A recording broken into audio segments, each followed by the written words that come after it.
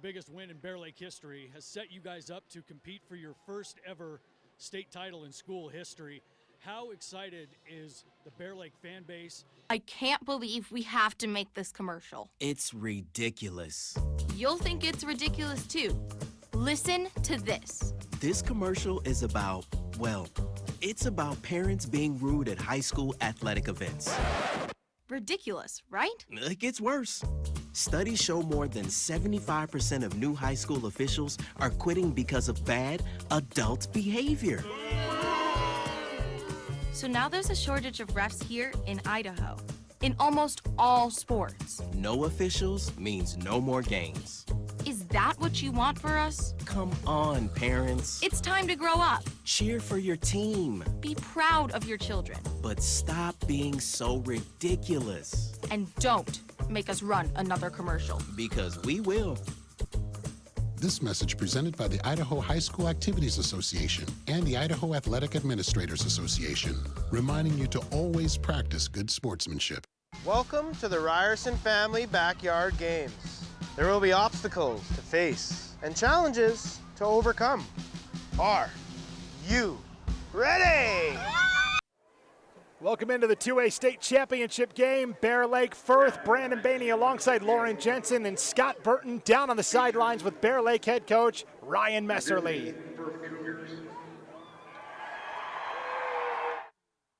That thrilling game. Well, I mean, we had our homecoming game with them as well this same year, and it was, I mean, I said it to another reporter one. It was deja vu. You know, same score at half. You know, they end up having a great second half, making the adjustments they needed, scoring late, and then we have to go into overtime. You know, and how that first game ended is he kicked it. We had to go, we decided, you know what, we're willing to lose the game to win it. So we went for two, ended up winning that game, and so it forced him to go for two against us the second time we see him, which I understand that as a coach, you know. But we were able to stop him and well, arguably the biggest win in Bear Lake history, has set you guys up to compete for your first ever state title in school history. How excited is the Bear Lake fan base and the buzz around town?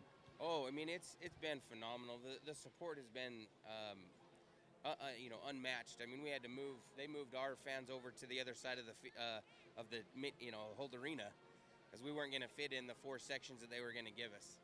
You know, and it's awesome to see the fans that supported us this year and that came out to watch this game, and you know, and it means a lot to a little valley like ours. Well, let's talk a little bit about the game. You've got a quarterback on the other side you've got to pay attention to.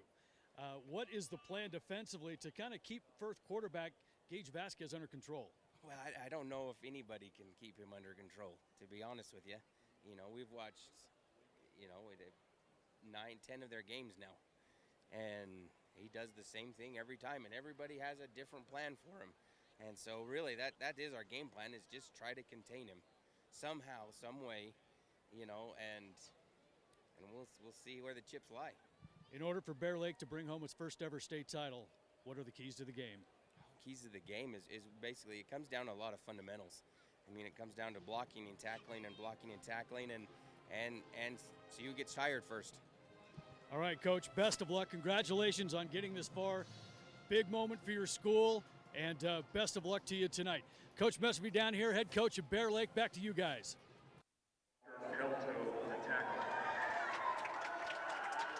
Back inside Holt Arena, Brandon Bainey alongside Lauren Jensen. Scott Burton down on the sidelines. Thanks, Scott. Scott also had a chance to catch up with Firth head coach Rigo Vasquez. We'll play that at the end of the first quarter. Opening kickoff, the Bears won the toss and deferred. Firth on the return, left to right. A good return and a hurdle by Alex Vasquez out to the 31-yard line, where it'll be 1st and 10 for the Cougars, working left to right.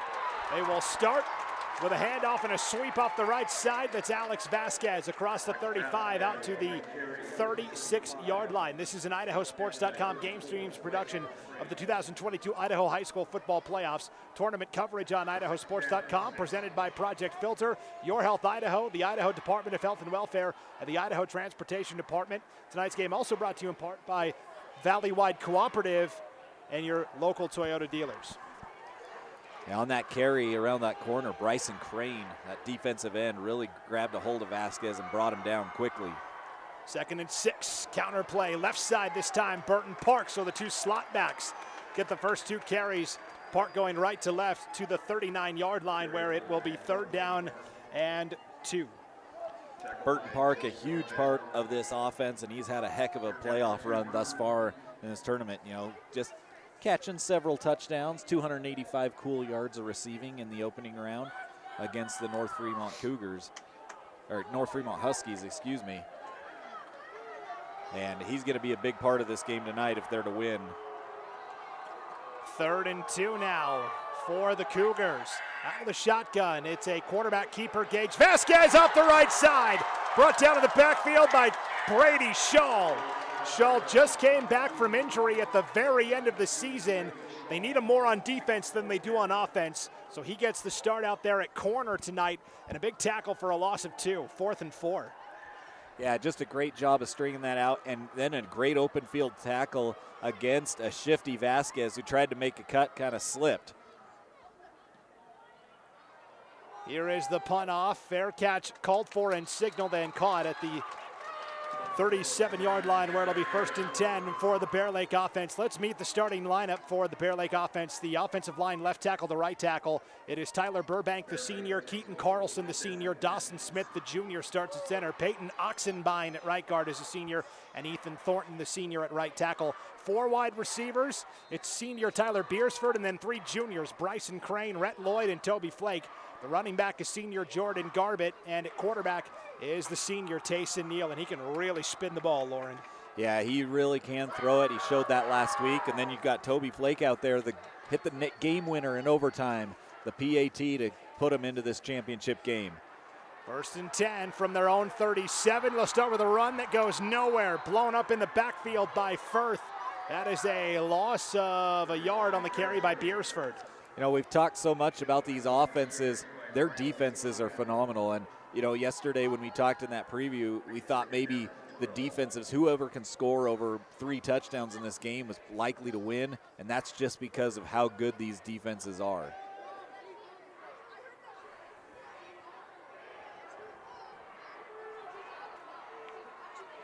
So it'll be 2nd down and 11. Back to passes. Neal slips out of it, throws on the run, too high, incomplete. Intended receiver Toby Flake, and he ran right into Alex Vasquez, and now a little slow to get up. You know, and really, I think a safe play by Vasquez. Vasquez could have lit him up, and Vasquez kind of stopped and just kind of hit him in the stomach just because he knew he was so unprotected. I think that's a heady play by Vasquez to avoid a penalty and also avoid hurting somebody unnecessarily. Brings up 3rd down and 12 now.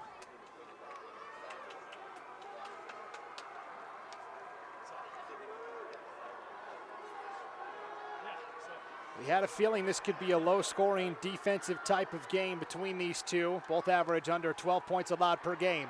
Neal flushed out of the pocket, on the run, rolling out right side on 3rd and 11, throws short, incomplete. Flake wanted the flag, didn't get it, 4th down. There was a little contact there, but it was thrown behind Flake. Going to be really tough for an official to justify throwing that one when it would have had to have been a miraculous catch for Flake to make. So a 4th down stop for that Firth defense, the starting defense tonight for the Cougars.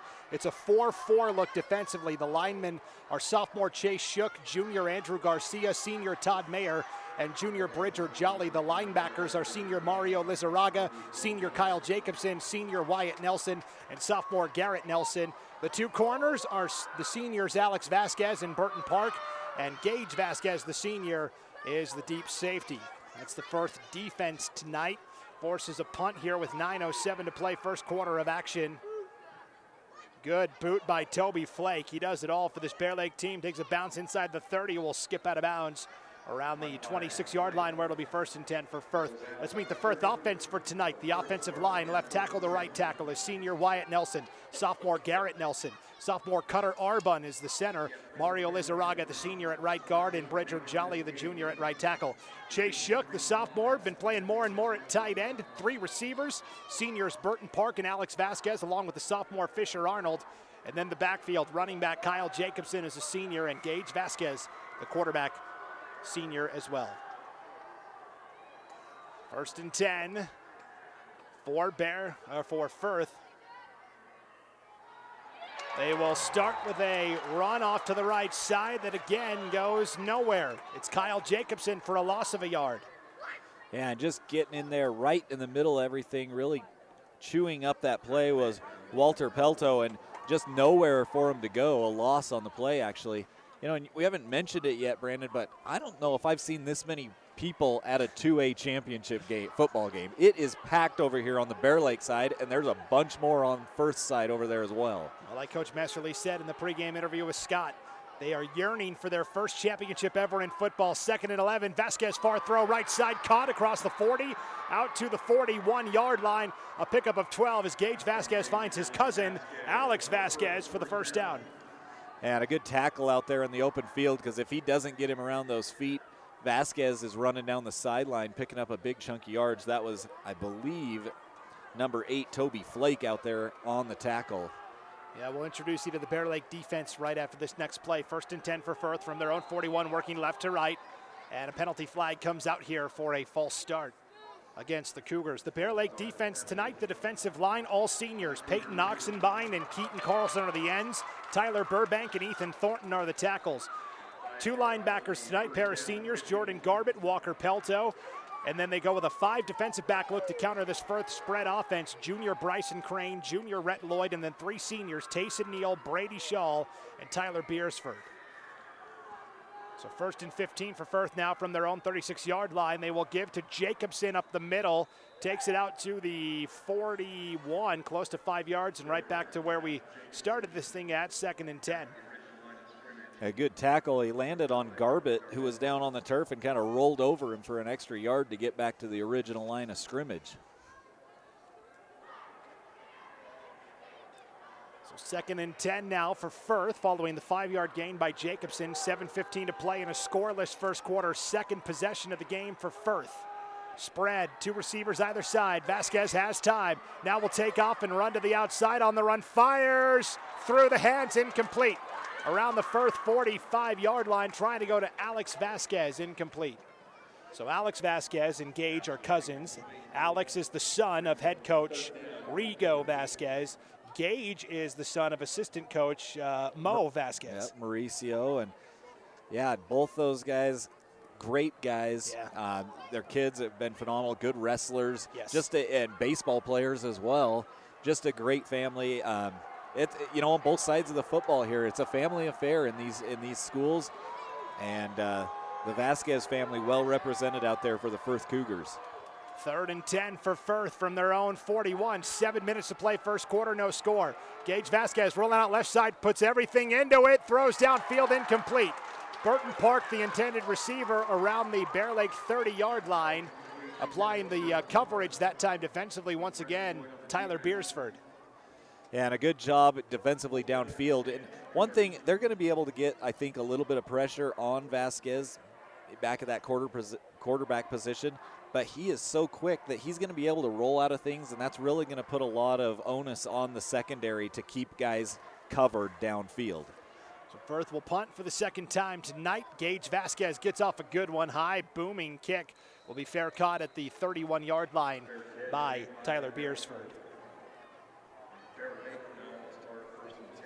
Are you considering purchasing, selling, building, or refinancing? When making these decisions, you can count on Northern Title for reliable and accurate title and closing needs.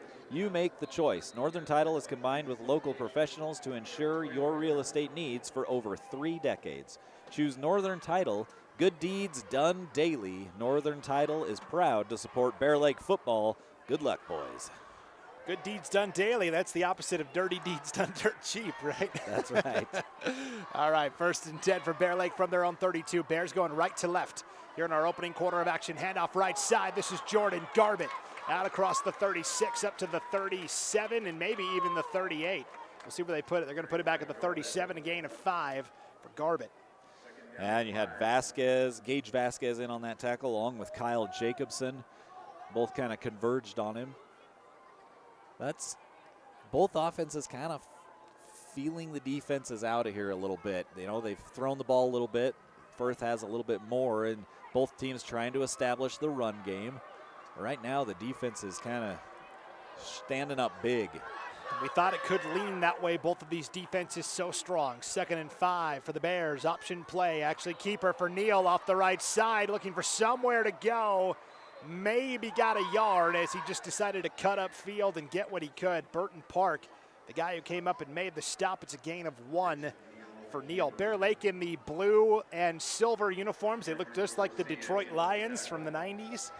Firth in the white jerseys with the black pants and the solid blue helmets. I never have a good comp for these jerseys, what they look like. Memphis? Yeah, kind of a little bit. Yeah, maybe a little. Yeah, but yeah, the Lions for the Bear Lake Bears, that's dead on. They do look like the '90s Lions. Obviously a little better than the 90s Lions. Yes, much better. Competing for the 2A state title. Middle screen over the middle. That's caught by Beersford to the 45. Has a block to the 50. The 40 of Firth. The 30. Down the near sideline, the 20. And finally will be brought down around the 14-yard line where it will be 1st and 10 Bear Lake. Yeah, just a beautifully executed play. Firth got a little too deep. They went after the quarterback, Neal, a little too far, and that left the screen wide open. Huge play inside the red zone. Gain of 48 on the pass from Neal to Beersford. Sets up Bear Lake. 1st and 10 from the 14-yard line. Let's check in real quick with our man on the sidelines, Scott Burton. Scott, what do you got for us down there?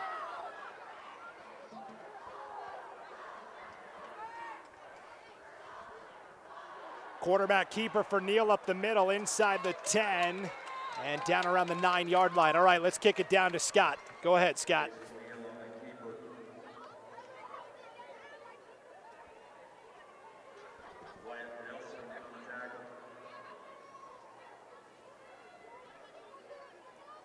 We might have to come back to Scott here in just a moment.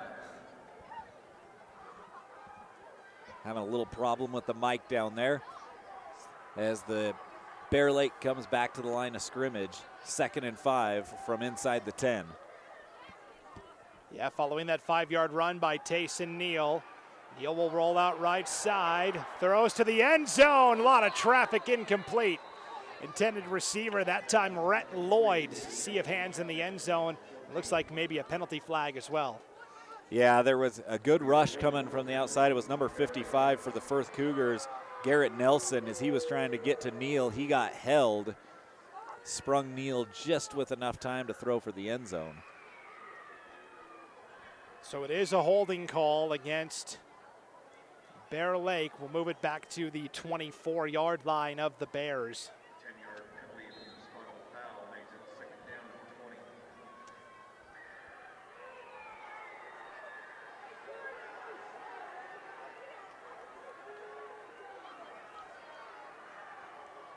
So 2nd and about 20. Neal hands it off on the inside. That is on the carry, Beresford. He'll pick up a few just outside the 20. It's going to be 3rd and about 16 now for the Bears. Yeah, and who ran that ball there? It was Warren? Tyler Beresford, number 9 on the carry. Makes it 3rd and 15 now. And so now let's check in with Scott Burton down on the sideline. Hey guys, on that last play, or actually a few plays prior where they blew up that screen, that might have been stopped a little quicker, but the defenders ran into the official standing in the middle of the field, and it really opened up a lane. Got to watch out for that 12th man sometimes. Thanks, Scott. 3rd and 16. Neal on the run, nowhere to go. Gets a couple of yards, but that's it. Great tackle up front by Nelson from Firth. That's Wyatt Nelson, the senior. And 4th down coming up for the Bears. I think maybe you'll see the kicking game here from Bear Lake.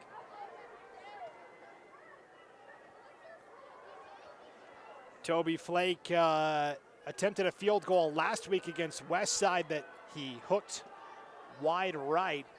This would be a 36-yard field goal try from the far hash on the right side with 2:20 to play in our first quarter of action. 36-yard field goal try for Flake out of the hold of Lloyd. It's a fake. They'll give to Flake up the middle and nowhere close to getting the first down. He'll be brought down at the 15-yard line, so officially only a gain of 4 by Flake on the fake field goal try.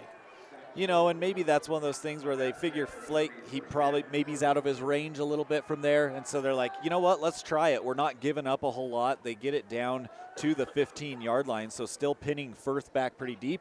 On the other hand, the upside is if you do pick it up, that's a huge first down.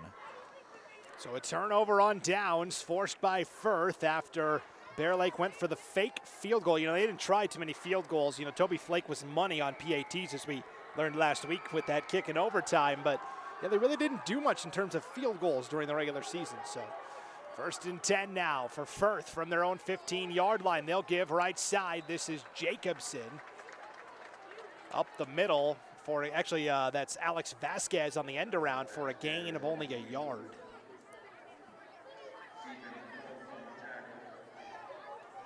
.157 to play here before halftime, or before the end of the first quarter. 0-0 ball game. If you're a fan of old school smash mouth defensive football, this is your type of battle. Yeah, both defenses have played very well. We thought that would be the case coming in, and they're showing it here in the first quarter. 2nd and 9, draw play to Jacobson. Tumbles like he's at daycare, and it's the day they brought out the gym mats for everybody to do their tumbles, but he's not going to get credit for the extra roll. He's only going to get the 2 yards, 3rd and 7. That was a pretty good somersault. Again, it's just kind of been the field position battle here throughout the first quarter. A lot of time with the ball on the ground, so the clocks just continue to run. Right now, Bear Lake is winning that field position battle as they've got Firth pinned back here inside their own 20. 1 minute to play, opening quarter of a 0-0 ball game. 3rd possession of the night for Firth. 3rd and 7 from their own 18. Vasquez feeling the heat, brought down in the backfield. Coming through on the stop for the Bear Lake Bears, Ethan Thornton with the sack.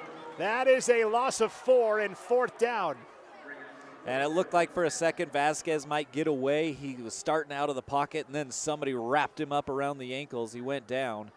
A big 4th down stop, and now Bear Lake set. They might get the ball in Firth territory depending on this punt. Yeah, Vasquez has done a good job tonight getting a lot of hang time. Not a ton of distance. This will be fielded at the 46-yard line by Beersford. Made the first man miss. The 40, the 35, the 30, the 25, and spills out of bounds there. A punt return of 21 yards by Beersford sets up Bear Lake in great field position. 1st and 10 from the Firth 25. And another great scoring opportunity here for the Bears. Just 15 seconds left here, but they'll have plenty of time to work once we hit the second quarter. A friendly reminder, Scott Burton had a chance to catch up with both coaches pregame tonight. We played the interview with Bear Lake coach Ryan Messerly in the pregame. We'll play his interview with Firth coach Rigo Vasquez at the end of the first quarter. 15 seconds to play here in our opening quarter of action.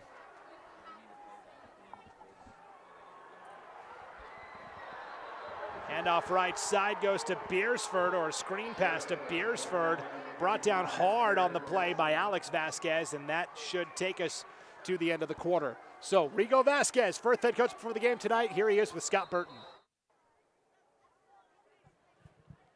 Down here on the field with head coach from Firth, Rigo Vasquez. And coach, you guys are playing in your 3rd consecutive state title game, and that kind of stuff is really unheard of. What does it take as a program to get to your 3rd state title game? Well, it takes a lot of commitment for the kids. Obviously, you got to have some good kids. You got to build that foundation. And being in our 3rd state championship game, can't say enough about those kids. Well, and you guys had to overcome a little bit of a pickle last week, down 14-0 against Aberdeen.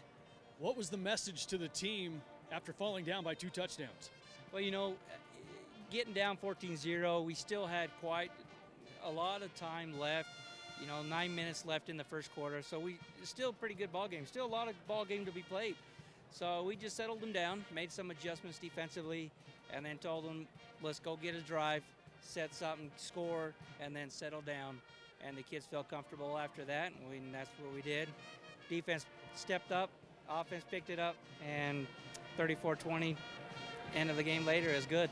Well, let's talk about tonight's game. Defensively, you guys are going to have to find a way to stop a pretty successful passing attack. What are the keys to doing that? Well, I think we got to be able to read our keys. Obviously, Neil is a fantastic thrower. Defensively, our DBs got to do a job. They got to be able to man up and do their assignment. Biggest thing for us is we can't get ourselves caught looking in the backfield. And I think if that holds true, I think we'll be all right. At around Firth, it's got to be pretty electric around there right now. Third time in a row. This is old hat to everybody. They're like, hey, this is the time we're going to get it done. What's been the atmosphere around Firth? Well, we're excited. I mean, obviously getting 3 years in a row this year with a phenomenal senior class.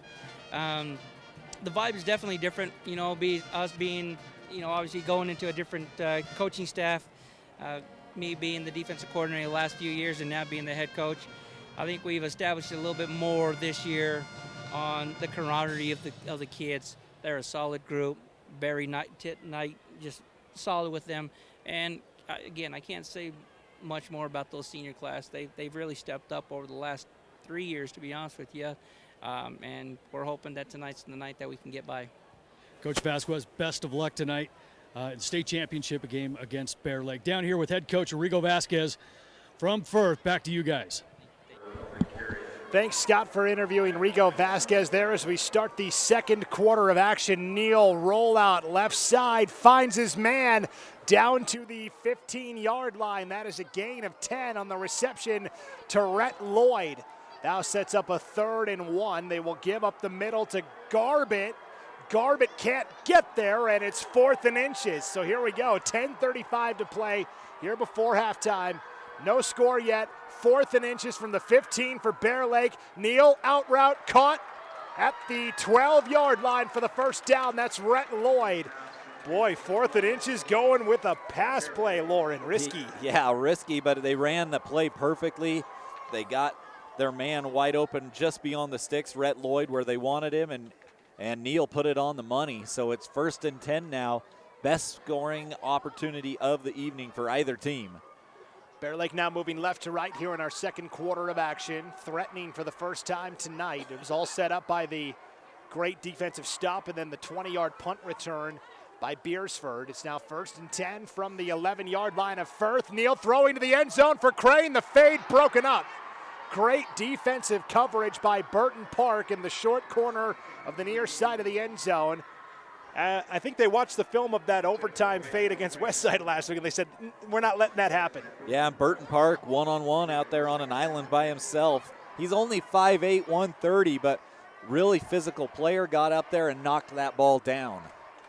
So 9:56 to play here before halftime.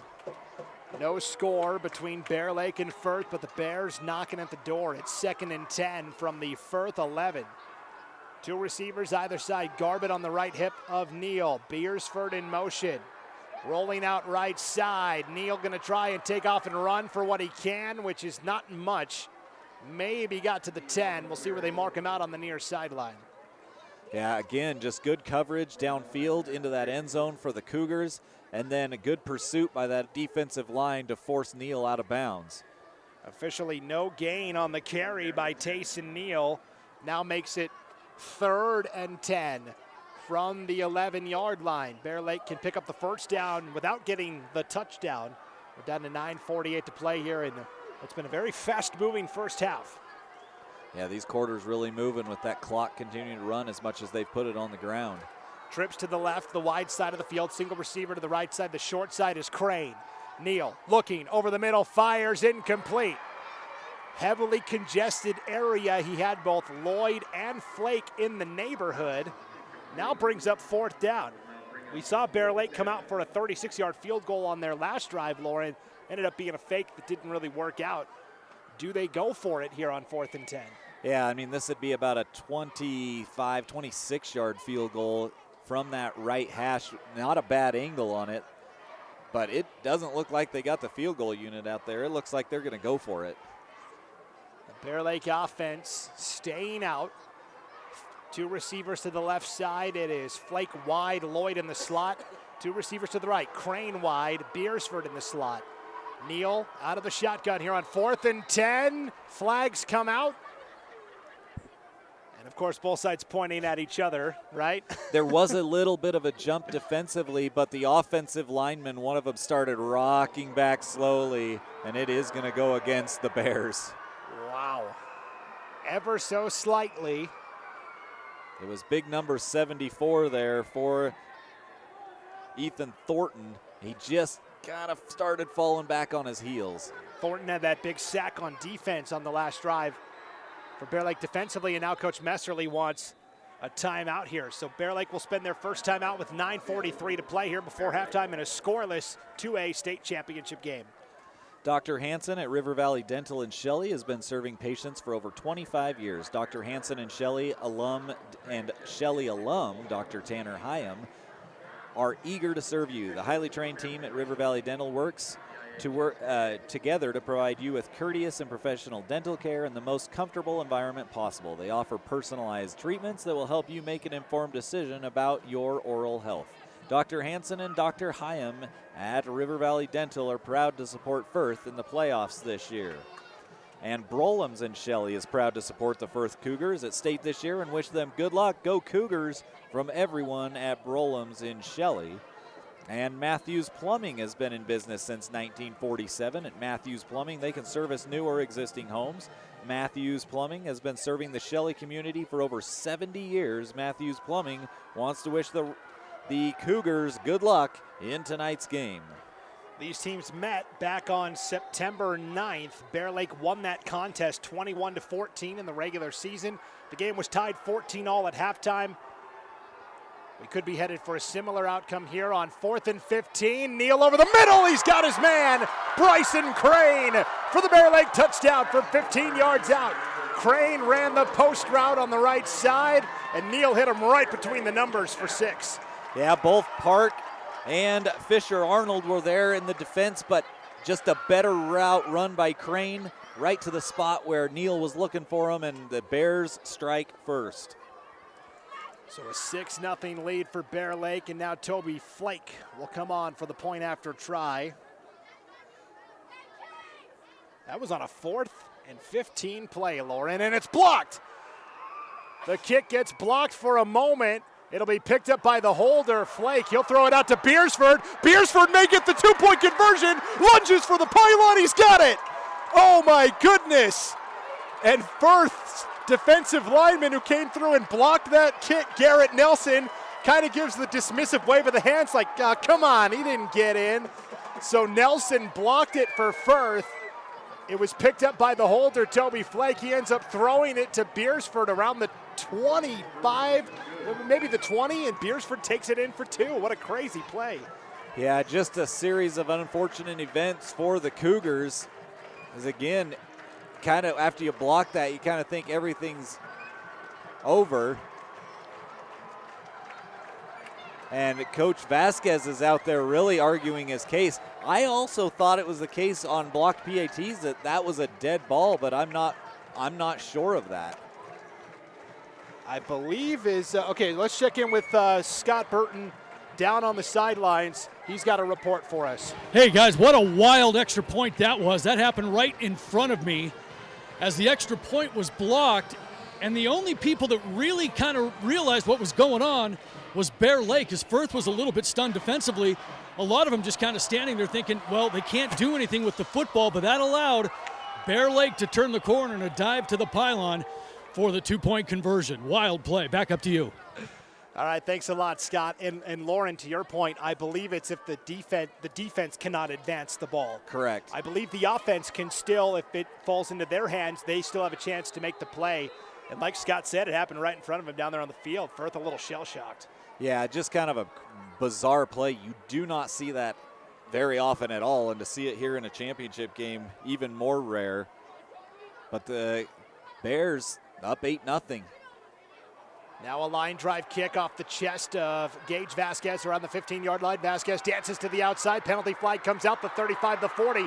Vasquez still running to the 50. We'll see if it comes out. A Firth Cougar injured on the play as well, down around the 35-yard line with 9:30 to play here before halftime and an 8-0 lead for Bear Lake. Yeah, and we'll see if this goes against the Cougars. A lot of times on those returns you see a hold or a block in the back, but it's the Cougar that's down hurt on the field. Maybe he got lit up from behind. We have no indication yet from the officials, and there is an injured player down there. It is a Firth Cougar down at about the 37-yard line.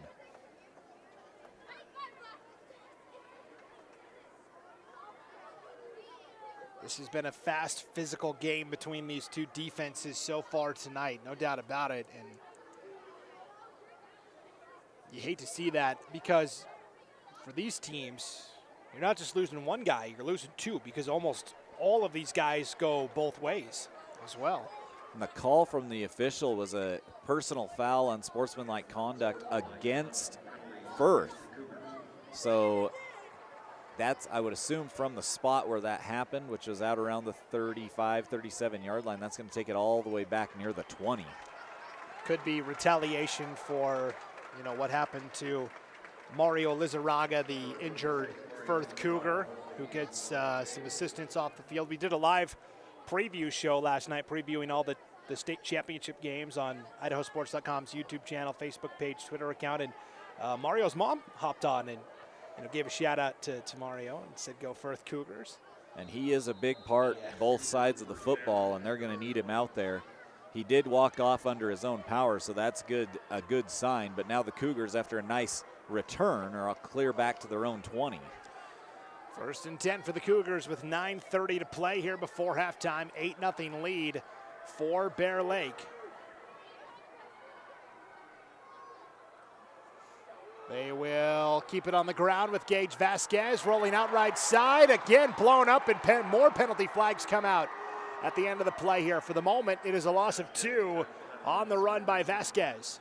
And I think they got Vasquez up around the neck inside the pads and pulled him down backwards. I think those are going to be horse collar penalties. And that's, again, spot on, Lauren. You're like Nostradamus tonight. Elicits a few boos from the Bear Lake fans in front of us, but I think ultimately the right call.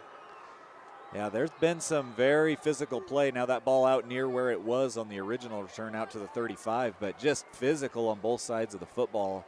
These guys are getting after it. Yeah, those two penalties essentially cancel each other out. 9:10 to play before halftime. Firth working right to left. 1st and 10 from their own 35. Vasquez rolling out right side, throws it out of bounds. Didn't have anybody open. And that's the difference, between a veteran quarterback and a guy who's still learning the position. We saw in the first game tonight, Lauren, right before halftime, Oakley's quarterback, Porter Pickett, on the exact same play, instead of throwing it out of bounds, tried to make the play, and it was intercepted. And the Oakley coaches were not happy about that. So that's a veteran play from Gage Vasquez there. Yeah, and good to get rid of it, because he would have lost at least 5 yards had he tried to go out of bounds in that scenario. So good job recognizing that, getting rid of it, living to play another down. 9:04 to play before halftime. Gage Vasquez just 1 of 4 passing so far tonight for 11 yards. 2nd and 10 from his own 35. Will be brought down back at the 30. That's Thornton again. His 2nd sack of the night. It's 3rd and 15. Yeah, and those holes just closing up a lot quicker than Vasquez. There's a little glimmer of light there. Vasquez trying to get through it, but Thornton, those big arms there waiting for him, took him down. Like you said, 2nd sack of the night. And, Thornton, he just had 1 sack on the regular season, but as a team, these guys have, about 12, 15 sacks as a team. So they are used to getting some pressure on the quarterback. 3rd and 15 for Firth now from their own 30. 8:20 to play before halftime. 8-0 lead for Bear Lake. And Firth head coach Rigo Vasquez is going to spend a timeout here. So 8:18 to play before halftime. 8-0 lead for Bear Lake. Firth facing a 3rd and 15. As we work with families to celebrate and honor the life of loved ones, Schwab Matthews Mortuary provides services offering personalized burial vaults and caskets, horse-drawn hearse, audio and transcribed recordings of funerals, prearranged funeral plans, and headstone design. Having 2 licensed funeral directors, Chad Walker, Bear Lake County Coroner, and licensed mortician Dane Schwab, owner and licensed, he is the owner and licensed mortician. Schwab Matthews Mortuary and staff will continue to provide superior funeral service to members of all faiths. Please visit us on the web at MatthewsMortuaryInc.com or call us at 847-0451. Matthews Mortuary is a proud supporter of Bear Lake Athletics. Good luck, boys. All right, let's send it down now to Scott Burton down on the sideline. He's got an injury update for us. Go ahead, Scott.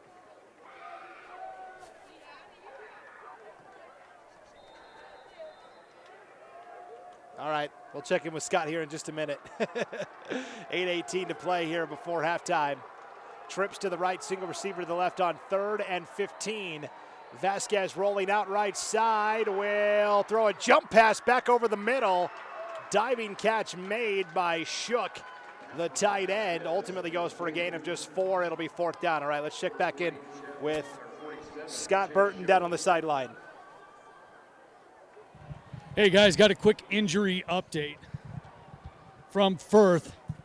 Mario Lagarado, who was hurt on that penalty, they're looking at his collarbone. It appears that he is done for the night, but he is receiving attention for a collarbone injury. Back to you. Wow, okay, thank you, Scott. That's awful news for Firth. Of course, Mario Lizarraga, as the punt is out and returned by Tyler Beersford, a spin move at the 40 out to the 38-yard line. So it'll be 1st and 10 for Bear Lake following another 3-and-out for Firth. But boy, Mario Lizarraga, a key 2-way player on the line and also at linebacker. That's a big loss for Firth. Yeah, and hopefully they're just checking it out. But, Scott's got pretty good information there. But we will keep an eye out for you to see if he does make his appearance back in this football game. But if he is out, that is a big loss for the Cougars. Significant. So here we go. It'll be 1st and 10 for Bear Lake from their own 41-yard line. 7:36 to play here before halftime. They'll fake to Garbett to the left. They'll pitch out to Beersford on the right side, and Beersford gets popped immediately. Coming up to make the stop for Firth, Burton Park. Loss of 2.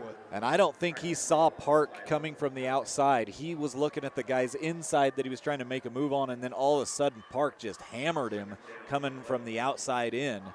Good job by Beersford hanging on to that football. The Cougars that haven't been able to get the ball down the field, and right now Bear Lake has really won the field position. 8 points up on the board, though. All we have, 1/4 through this football game.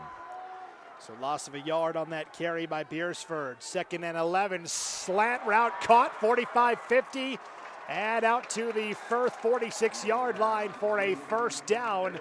That is Toby Flake making the reception. That is a pickup of 13 yards and a 1st down. And it looked like on that play that there were just too many receivers over there for Firth to cover. It looked like guys were just unaccounted for.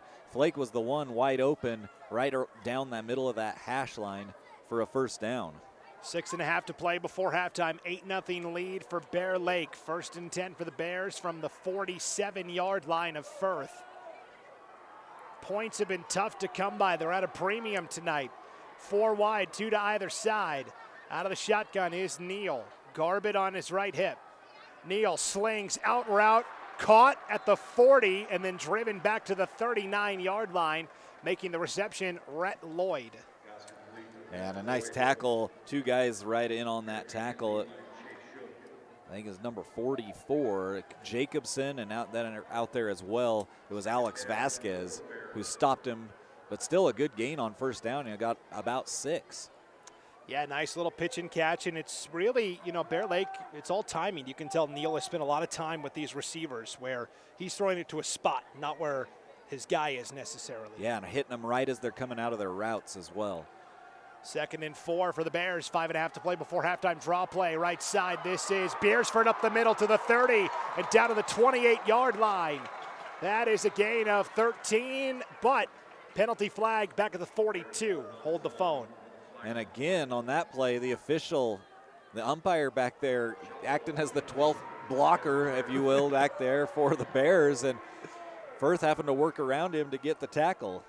Firth wondering what the heck is going on. Firth really came out tonight to support the Cougars, playing in their third consecutive 2A state championship. They haven't been able to climb that mountain in recent years. They've lost the last 2 years to Westside. Well, Bear Lake took care of them last week.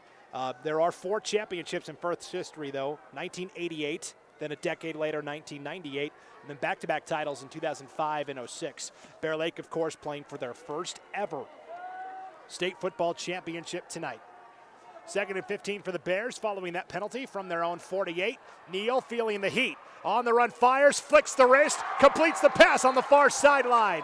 Inside the 35, out of bounds at the 33. What a catch, Tyler Beersford for a first down. Yeah, he just kind of flipped it up over the defender back there, and he got a foot down. Did Beersford able to hang on, even though Vasquez put a pretty good hit on him. And that drive will continue for the Bears. Gain of 19 to Beersford. 4:40 to play here before halftime. And an 8-0 lead for Bear Lake. And again, Neal on the run just kind of flicked his wrist. He made it look so easy. I've been so impressed with Tayson Neal all year long. And the Cougars are getting some pressure on him. The pocket's breaking down, but he's getting outside of it and still hitting his receivers on the move. 1st and 10. Slant route is caught at the 25. Crane made a man miss and stretches out to the 24-yard line, awfully close to the first down marker. Might be just shy, and they'll say, no, he got it. 10 yards on the money to Bryson Crane. And Gage Vasquez, the one who finally trips him up right at the sticks. But again, like you said, just a pinpoint pass, a great catch by the receiver. It was actually a little behind him. He reached back, got it, picked up the first down. 1st and 10 for the Bears.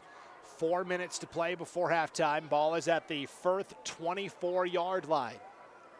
And Bear Lake does get the ball to start the second half as well. So this is a huge drive for the Firth defense. Can they get a stop?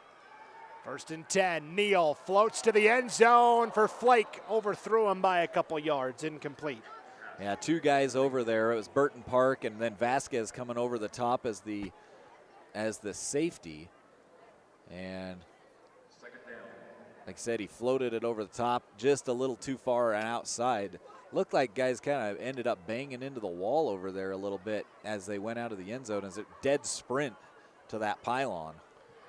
Yeah, and what you describe as the wall is really a metal bar with basically an inch pad on it. Yes.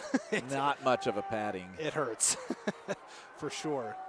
3:44 to play before halftime. 2nd and 10 for Bear Lake from the Firth 24. 4 wide again, 2 to either side. Inside draw. This is Garbett up the middle. Garbett down to the 15-yard line. Gain of 9. It'll be 3rd and 1 upcoming. And again on that play, it looks like Firth has him corralled, and then Garbett just spins out of there, picking up good yardage to make it 3rd and short on a big 3rd down situation here for both teams. 3:20 and counting before halftime. Bear Lake on the move, leading 8-0, a 3rd and 1 for the Bears at the 15-yard line of the Cougars. They got to get to the 14 to pick up the first down. 2 receivers left, 2 receivers right. Neal out of the gun, Garbett on his left hip. Quarterback draw, Neal inside the 10, down to the 9. Easily picks up the first down, gets 6. And right now another one of those big defensive linemen for the Cougars down on the field right about the 12-yard line. Not sure who it is. Trainers will come on to look at him. But again, you know, the Bear Lake Bears, they're able to pick up that yardage that they need. They've been able to do it through the air. They've been able to run it on the ground. The Cougars, their defense in a big hole here, 2:57 left. Not much time. Yeah, already without Mario Lizarraga as well, who is out with injury. So while this next player gets attended to, let's thank a couple more of our sponsors. Liberty Chrysler Jeep and Dodge are proud supporters of Bear Lake Athletics and want to wish the boys good luck in tonight's championship game. And Go Lightly Financial in Preston is there to help you get your financial house in order with tax planning, life insurance, even estate and retirement planning. You have enough stress in your life. Let Go Lightly Financial take just a little of that stress away by helping you and your family today. Call Eldon Go Lightly at 208-852-2375 and get started on securing your financial future today. Good luck to all my friends at Bear Lake. Let's have a great game, boys. And Brollum's in Montpelier is proud to support the Bear Lake boys at state this year and wish them good luck. Go Bears from everyone at Brollum's in Montpelier. Yeah, that's Andrew Garcia being helped up off the field, the latest Firth injury, junior defensive tackle. We sure hope he's all right, as in 2A football, doesn't take much to cut into that depth. So it'll be first and goal for Bear Lake from the 8-yard line following the injury timeout. Neal bobbled snap, gives it to Beersford. Sweet play left side, will get inside the 5, and that's it. Great pursuit. Chase Shook nearly got him back at the 10, but Beersford turned on the jets and is able to take it out of bounds around the 6. Now, and we've seen this from the Firth defense. They have been backed up against their own goal line a few times in these playoffs, and they have held strong. They've forced 4-and-outs, and this would be a huge one for the Cougars to come up with a stop. And again, last week, Firth got down 14-0 to Aberdeen early. Difference is Bear Lake a little bit higher in the stratosphere than Aberdeen is. 2:49 to play before halftime. Second and goal from the 6. Bobbled snap. Neal has to fall on it back at the 19-yard line. And that could be the opening that Firth needs. Yeah, just the last snap, Neal did a good job corralling it because it was off the mark. This time you can't, all the way back to the 18. So now this looks a lot different. Third and goal way back here. Yeah, and Bear Lake is going to spend a timeout to talk about it. 2:32 to play before halftime. Third and goal from the 18, upcoming for Bear Lake, leading 8-0. Did you know that since 2019, Direct Communications has donated more than $220,000 to local schools in eastern Idaho? Sign up or upgrade your speed now, and we'll donate your first month's payment to the local school of your choice. You can learn more about Direct Communications Premium Fiber at directcom.com/fiber. And no matter what you're looking for, you'll find it at Bear Lake Memorial Hospital. We offer a wide array of services, including physicians' clinics, emergency care, home health, dialysis, physical therapy, orthopedic surgery, weight loss surgery, and much, much more. To get more information, visit blmhospital.com or call 208-847-1630 today. Bear Lake Memorial Hospital is a proud supporter of Bear Lake Athletics. Good luck, boys. And literally, I think everybody from Montpelier and the Bear Lake area is here in Holt Arena tonight. Last one out of town, turn off the lights. You know, only the one side, the opposite side of Holt Arena was supposed to be open tonight, and George Casper, the great events coordinator here at Holt Arena, basically said, yeah, that's not going to work. Let's open up that other side. And yeah, Bear Lake fans changed that plan quickly as they started filing in this afternoon. Out of the timeout, third and goal from the 18 now for Bear Lake. Neal feeling the heat. Down he goes, back at the 25-yard line. In on the sack for the Cougars, Todd Mayer, the senior defensive tackle. And I don't know what it is, but, man, the Cougars start to feel that goal line behind their backs, and just something clicks in their minds, and all of a sudden it's fourth and goal all the way back out here at the 25-yard line. You know, I was talking to Coach Rigo Vasquez before the game tonight. He's, of course, the defensive coordinator. I said, what would you call your defense, a 4-4? And he just kind of was like, yeah, you could call it that. We got a lot of interchangeable parts. And I said, it's very fluid. I said, but for my purposes as a broadcaster, he goes, yeah, you're probably safe calling it a 4-4. But it's so impressive to watch this defensive unit. 1:45 and counting here before halftime. Bear Lake's going to go for it. Fourth and goal from the 25. Neal throwing a home run ball to the end zone. Broken up. Intended receiver was Flake in the far corner of the end zone. That's Chase Shook and Alex Vasquez providing the coverage.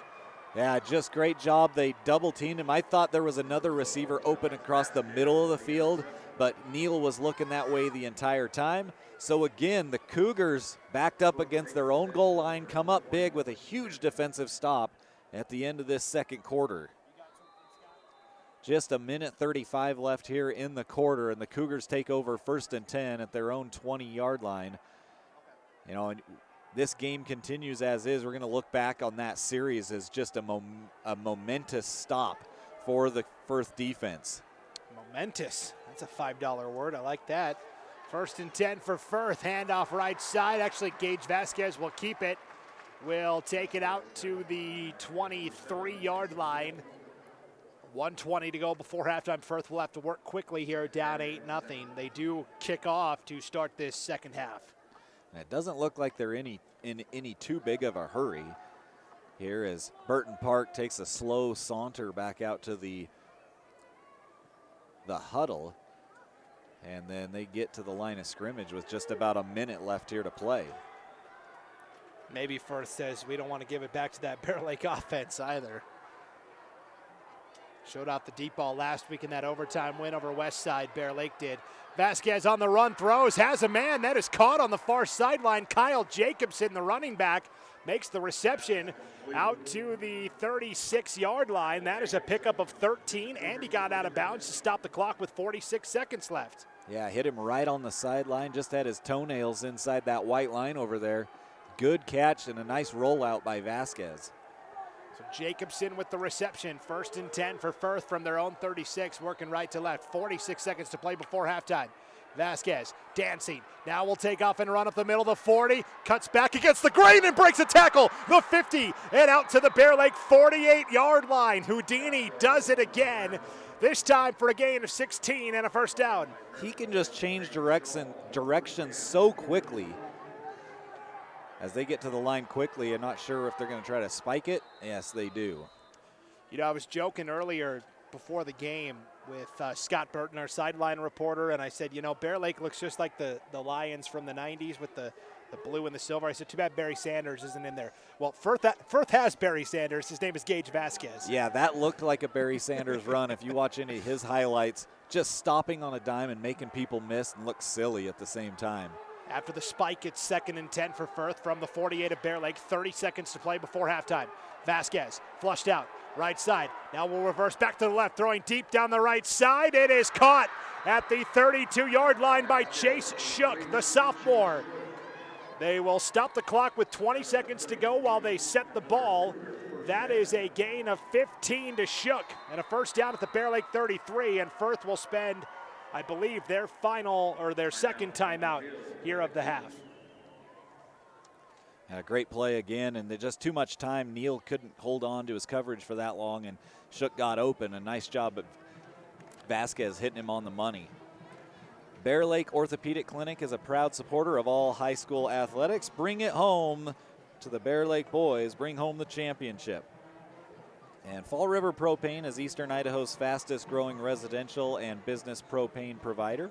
And we are now serving the Firth area. For the highest quality, hottest burning propane at the most competitive price, call Fall River Propane at 1-800-632-5726 or visit fallriverpropane.com. Exceptional service available 24/7 and competitive prices are trademarks of Fall River Propane and the reason we are growing so quickly. Let's go Cougars. And Kelly Canyon Ski Resort wants to congratulate all the Eastern Idaho teams for making it to the state championships this weekend. Opening day is November 25th, just in time for those post-football blues. Good luck today from Doug and the rest of the crew at Kelly Canyon.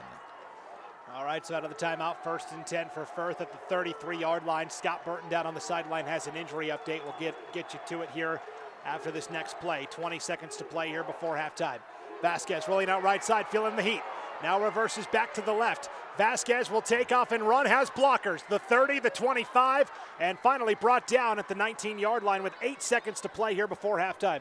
Scott, let's quickly send it down to the sideline for an injury update as Firth will spend their third and final time out here with 8 seconds to go before halftime. Let's send it down to Scott Burton. He's got an update for us. Hey guys, they're falling quickly down here on the Firth sidelines. Andrew Garcia, who just left the field, is being attended to, and it appears to be a shoulder injury. They've got the jersey off. He is done for the night. And you talked about this with both of these schools. A lot of their key players are going both ways, and so if the injuries continue to pile up, you can bet it's going to play a role in the second half. Back to you. All right, thank you, Scott. And yeah, they're dropping like flies on that Firth sideline, as Scott alluded to. That nice scramble by Vasquez takes it to the 19-yard line, but it took a lot of time for Vasquez. Now only 8 seconds left. 1st and 10 at the Bear Lake 19. Yeah, and out of timeouts. And so whatever they do, it's got to be quickly. They might be able to get 2 plays off here if it's a quick something to the outside. But an opportunity here for the Cougars nonetheless to go into halftime tied up, and who would have guessed after just that back and forth first half, they've got a chance to go into halftime tied. What a wild scenario that would be. 1st and 10 from the 19-yard line of Bear Lake. 8 seconds to play before halftime. Firth out of timeouts. Vasquez rolling out right side, has time, throws to the near sideline, and it's dropped. Wide open receiver at the 10-yard line. That is the sophomore Fisher Arnold. And even if he makes that grab, there's only 2 seconds left. I don't know that he's got enough time to get into the end zone, Lauren. So it might be an okay thing that stops the clock with 2 seconds left. They still have 1 shot at the end zone here. Yeah, and Arnold, I mean, he was going to pick up a few yards, and I think he was actually trying to get out of bounds. Yes. He was just a yard from the sideline, and he forgot to catch the ball. But they wouldn't have gained a whole lot, maybe 3 or 4 yards. And so not much of a difference in what they're going to do now here with just 2 seconds left on the clock. Now you throw it up, right? 2 seconds to go before halftime. 2nd and 10 from the 19-yard line. It was last year in the quarterfinals against Declo. Kind of a similar deal, except it was the 4th quarter and Firth was down a score. They had no timeouts left. It was a 4th down play. Vasquez basically scrambled right. Burton Park was left all alone in that left corner of the end zone. And so a delay of game penalty against Firth. That's all right. Backs him up, gives their receivers a little more breathing room, because at this point, the difference between 19 and 24 yards isn't that significant. No, you're still taking a shot at the end zone no matter what you're doing here. Or maybe something short underneath and then hoping your guy can break a tackle to get inside. But you got to probably at least be throwing this to the 10, if not deeper. Yeah, I think it's a shot to the end zone if the line can give Vasquez enough time. 2 receivers right, 2 receivers left. Last play of the half from the 24, barring a penalty, which we have. A false start against Firth. Now you're talking about back to the 29. Now the difference between 19 and 29, kind of significant. Yeah, it's significant. I mean, Vasquez can still get it there, but you got to think he's going to be back, around more like the 35 when he lets go of this, unless he scrambles out to the outside. Now, the only other thing this does, though, is it gives Vasquez a lot more room to run. If he starts scrambling around, it's a lot harder to cover 30 yards versus, 20 yards of field. We'll see what Firth has here. Alex Vasquez wide to the right along with Arnold and Burton Park. They're all stacked vertically on the right side, and the lone receiver on the left is Shook. Vasquez, last play of the half, steps up, brought down, back at the 35-yard line. And coming through with a sack for Bear Lake just before halftime, Dawson Smith. Yeah, just nowhere to go for Vasquez that time. The pocket collapsed around him. He couldn't escape, and that ends the half. A great defensive half from the Bear Lake Bears. What an opening half we had in this 2A state championship game, as good as advertised. At the break, it is the Bear Lake Bears 8, the Firth Cougars nada. We will be back with the IdahoSports.com halftime show right after this break. You're listening to the 2022 Idaho 2A State Football Championship game on IdahoSports.com. Ads like this keep popping up, but I see through the hype, because those vape clouds people claim are just water vapor contain as many as 31 different chemicals, like formaldehyde, the stuff they preserve dead bodies with.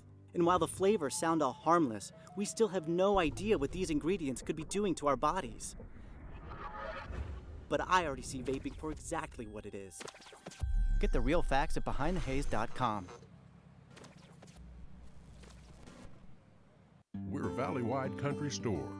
For 100 years, we've been your #1 choice for food, fuel, farm supplies, and just about everything else you could need to get you through your day. We know you work until the job is done, and so do we. For gas on the go, or a little extra to help you get down the road, you can count on us. We are proud to employ your neighbors and to be a cornerstone of your community. We're Valley-wide. Yesterday, today, and tomorrow, we're here for you.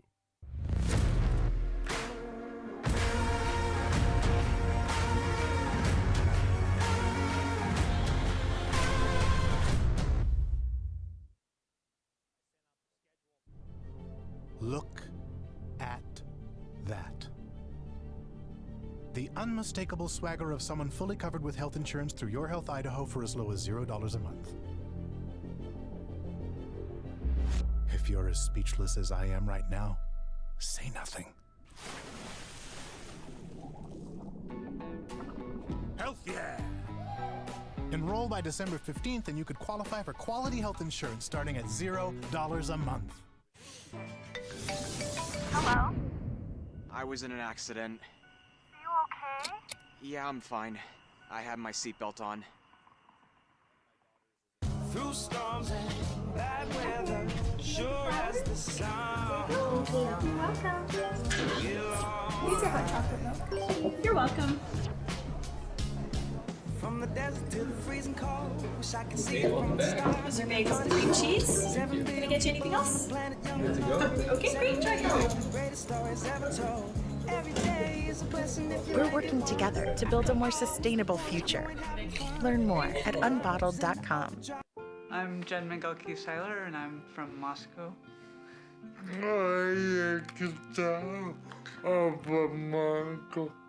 I think it's really important to get vaccinated because it's not just about me and my health, it's about the people around me. We have a lot of friends who have disabilities or have different health conditions. I want to make sure I don't make anyone sick. So we chose to get vaccinated to keep each other healthy. Taking the hard path isn't always easy. It takes courage and determination to do hard things. Quitting tobacco and vaping is possible. You decide when. We'll show you how. Learn more at projectfilter.org or call 1-800-QUIT-NOW.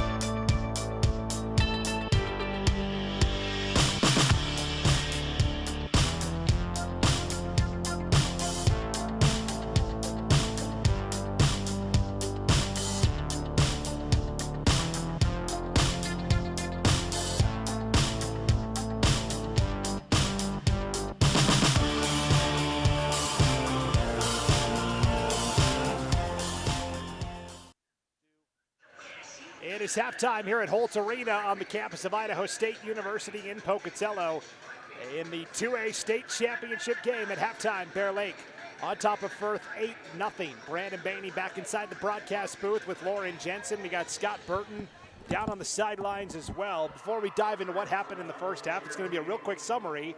Lauren, let's thank a couple more of our sponsors tonight.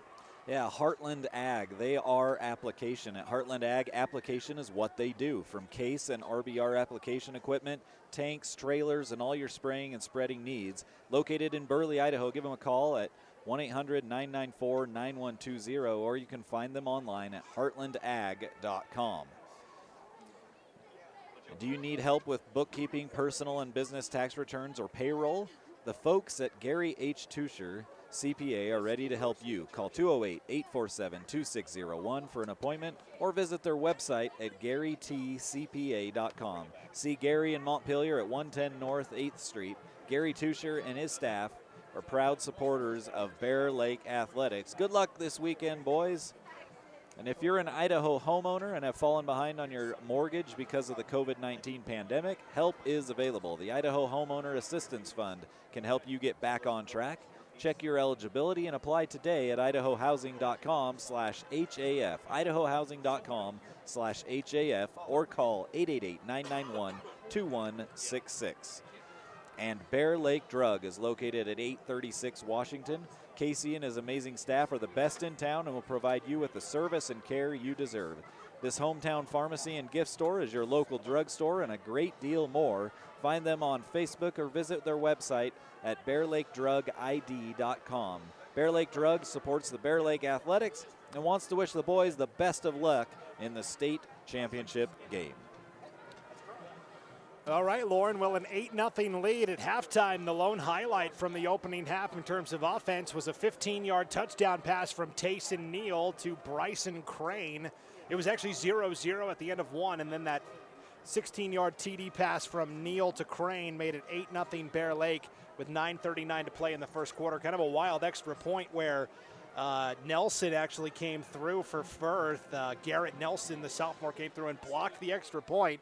It landed into the hands of Toby Flake, who then the kicker, and he ended up throwing it to Tyler Beersford around the 15, and then Beersford took it in for 2. So that's where we're at, 8-0. You know, otherwise, each defense has done what we thought they were going to do. They've come in and put the clamps down on 2 really good quarterbacks.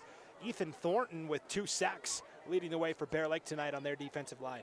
Yeah, Bear Lake's defense has really caused a lot of havoc in the backfield for the Cougars, as Vasquez has kind of been running around a lot, and he's good at scrambling, but you got to give your guy some time to throw the football, and he has been sacked multiple times. He's taken some hits, you know, and Firth has lost a couple of guys now due to injury that we've seen.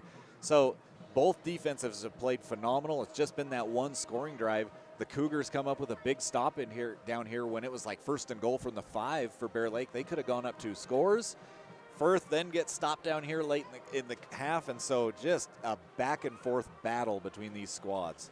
Yeah, Scott Burton down on the sideline doing a great job reporting for us. Reported that both Mario Lizarraga and Andrew Garcia, both likely not to return, both kind of had the pads off with different injuries, which we feel awful for Firth and for those players. And it's something we'll keep an eye on into the second half.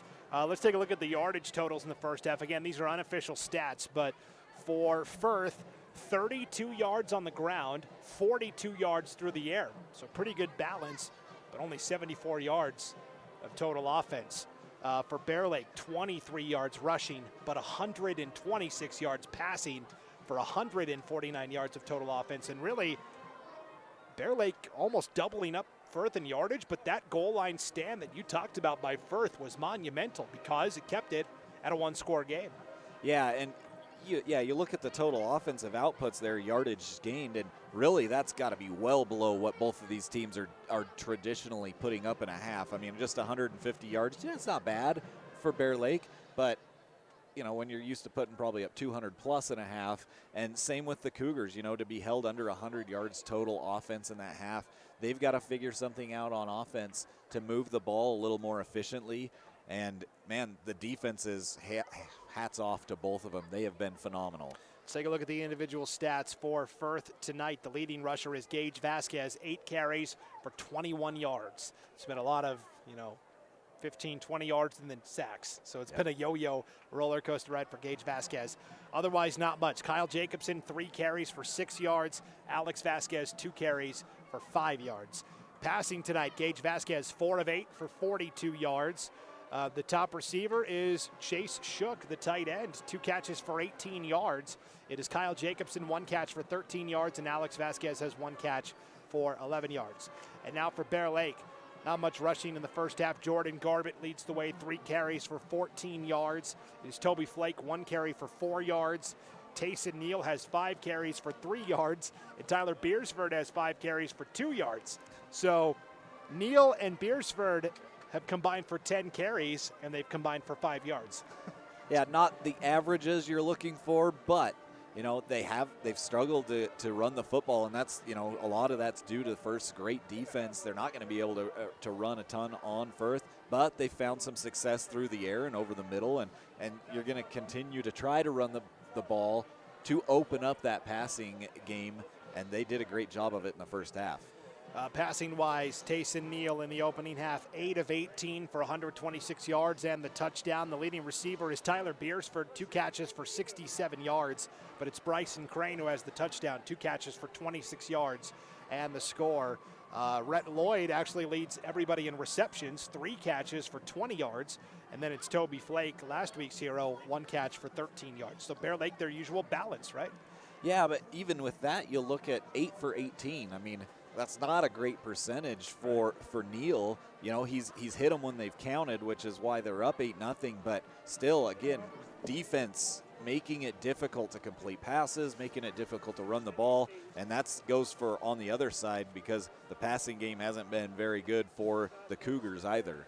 Yeah, on the season, Neal completed 60% of his passes, 113 of 188. So percentage right now a little shy of that mark, but it'll be really interesting to see what each of these coaches have in store. I know Scott Burton down on the sidelines is going to try and talk to both Coach Ryan Messerly for Bear Lake and Rigo Vasquez for Firth, and then relay what they told him to us here momentarily. Rigo Vasquez in his first season as the Firth head coach, Ryan Messerly in his 7th season at Bear Lake. First time in a long time. It's not like Westside or Declo that's competing for the title. I guess Firth's been here the last 2 years, but somebody new going to be holding up that 2A trophy this year. Yeah, Firth has been here, just haven't been able to get over the hump. And for Bear Lake, they've been in that shadow of Westside for years. And to break through, especially in the way they did it this year, 2 overtime wins, once in the regular season to win the regular season title, and then once in the playoffs last week to knock off the Westside Pirates. It almost, if you're a Bear Lake fan, you got to feel like there's a little bit of destiny going on here on your side of the football. And, man, they showed up in droves to see what was going to happen tonight. And, of course, Bear Lake no strangers to success on the basketball court, right? They've won a lot of state basketball titles under head coach Brandon Carlson over the years. His son, Keaton Carlson, is a senior, 2A lineman for Bear Lake this year. And Firth is no stranger to basketball success either with Scott Adams, right? Legendary coach at Firth. Yeah, they've got a lot of titles under their belt as well. And, Coach Adams stepped away for a couple of years, but back at the helm there and trying to get that program back to its their splendor that they're used to. And they've got some athletes, and so it'll be fun to continue to watch them. But right now, I'm sure Coach Adams here cheering on all the kids that are playing on this football team as Firth just making their appearance out onto the field here with about 1:40 before half. Yeah, I wonder if they'll add a little time back onto the clock. They typically do. You always add 3 minutes. Right. It doesn't matter what happens. You always add 3 minutes. Add the 3 minutes, and Firth took a little extra time to come out and regroup. And first-year head coach Rigo Vasquez, will see what kind of message he delivered to his team. Just over a minute left here as Firth, their team's kind of congregating there over on the side of the end zone. They got a big banner up for them to run through between all of the cheerleaders as they get ready to come out on the field. Always interesting to see the type of halftime adjustments that are made as the Cougars break through the big banner that was made, trying to get a breakthrough in this ball game to find themselves into the end zone. 44 seconds and counting. Not sure if we're going to see that traditional 3 minutes put back on. The officials are out onto the field as well down here. I want to thank some of our sponsors again: Northern Title, Schwab Matthews Mortuary, Direct Communications, Bear Lake Memorial Hospital, Bear Lake Orthopedic Clinic. Also Brolum's in Shelley, Fall River Propane, River Valley Dental, Matthews Plumbing, Kelly Canyon Ski Resort, Heartland Ag, and then again out of Montpelier, Gary Tusher CPA, Bear Lake Drug, Liberty Chrysler Jeep Dodge, Go Lightly Financial, and Brolum's as well in Montpelier. And a huge thanks to the Idaho Housing and the Idaho Homeowner Assistance Fund.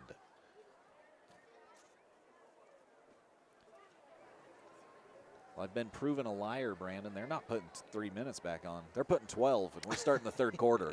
That's right. We are going to start it up here in just a moment.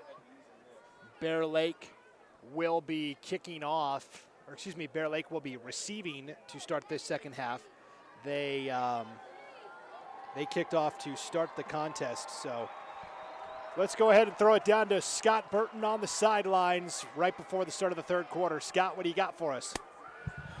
Hey guys, talked to both coaches coming out of the locker room, and it's a very physical game, and they knew this is what they were going to get because they're familiar with each other. For Coach Messerly and Bear Lake, they've done a really nice job of containing the opposing quarterback. I mean, they have really done well. They've got a couple of coverages they have not shown yet.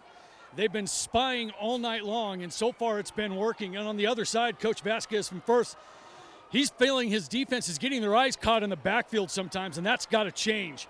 They've had a couple of broken containments in the first half, and those are some things they're going to work on coming out of the locker room. But he did mention the injuries. That could play a part as we move into this second half. Back to you guys. All right, thank you, Scott, down there on the sideline. So two brilliant coaches, the tacticians, the chess match as Bear Lake Beersford returns this kick out to his own 36-yard line where it'll be 1st and 10 for Bear Lake as we start this third quarter of action. Bear Lake moving left to right. I'm really intrigued to see the chess match between these two head coaches, Lauren.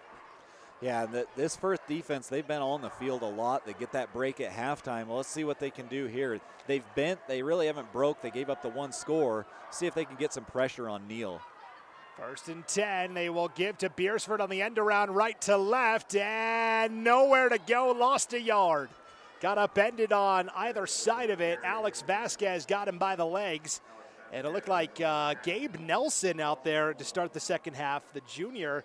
And he got him on the front end, loss of a yard. Yeah, it looked like Vasquez starting wrestling practice a little early in the year and got him up, took him down, 2-point takedown for Vasquez. Both Vasquez's, as you said, they're cousins, outstanding wrestlers, great baseball players. Rigo Vasquez is the Firth head baseball coach as well. And Mo's right there with him as an assistant as well. Those guys spend a lot of time together. 2nd and 11. For Bear Lake from their own 35. Neal will keep it, will spin, and will go right into the teeth of the Firth defense. I think that was both Nelsons that time. Garrett Nelson and Wyatt Nelson comboing on the stop, no gain. Yeah, they bottled up Neal again. And again, here we go. That's the defense is standing out here as they're trying, Bear Lake trying to establish that run, trying to get something going that way, and just Firth has not given up anything on the ground. 10.5 to play here in the third. 8-0 lead for Bear Lake. It is 3rd and 11 for the Bears from their own 35, working left to right. Here in our third quarter of action. Trips to the right side, single receiver to the left. Neal out of the shotgun, has the snap. Pump fakes, now throws a dart over the middle, broken up. Kyle Jacobson got his hand in there. They were trying to go to Crane over the middle, but Jacobson knocks it away, 4th down. Yeah, great defensive play and a good job, a lot better job by the secondary defensively for Firth that time. They stayed with the guys they were responsible for, and Jacobson able to knock that thing down and force a punt on the opening possession. So 10-12 to play in the third, and Firth about to get it back. And in a low-scoring defensive game like this, Lauren, momentum can change on a dime. Yeah, a big return, a big special teams play. Just one big play really makes a huge difference.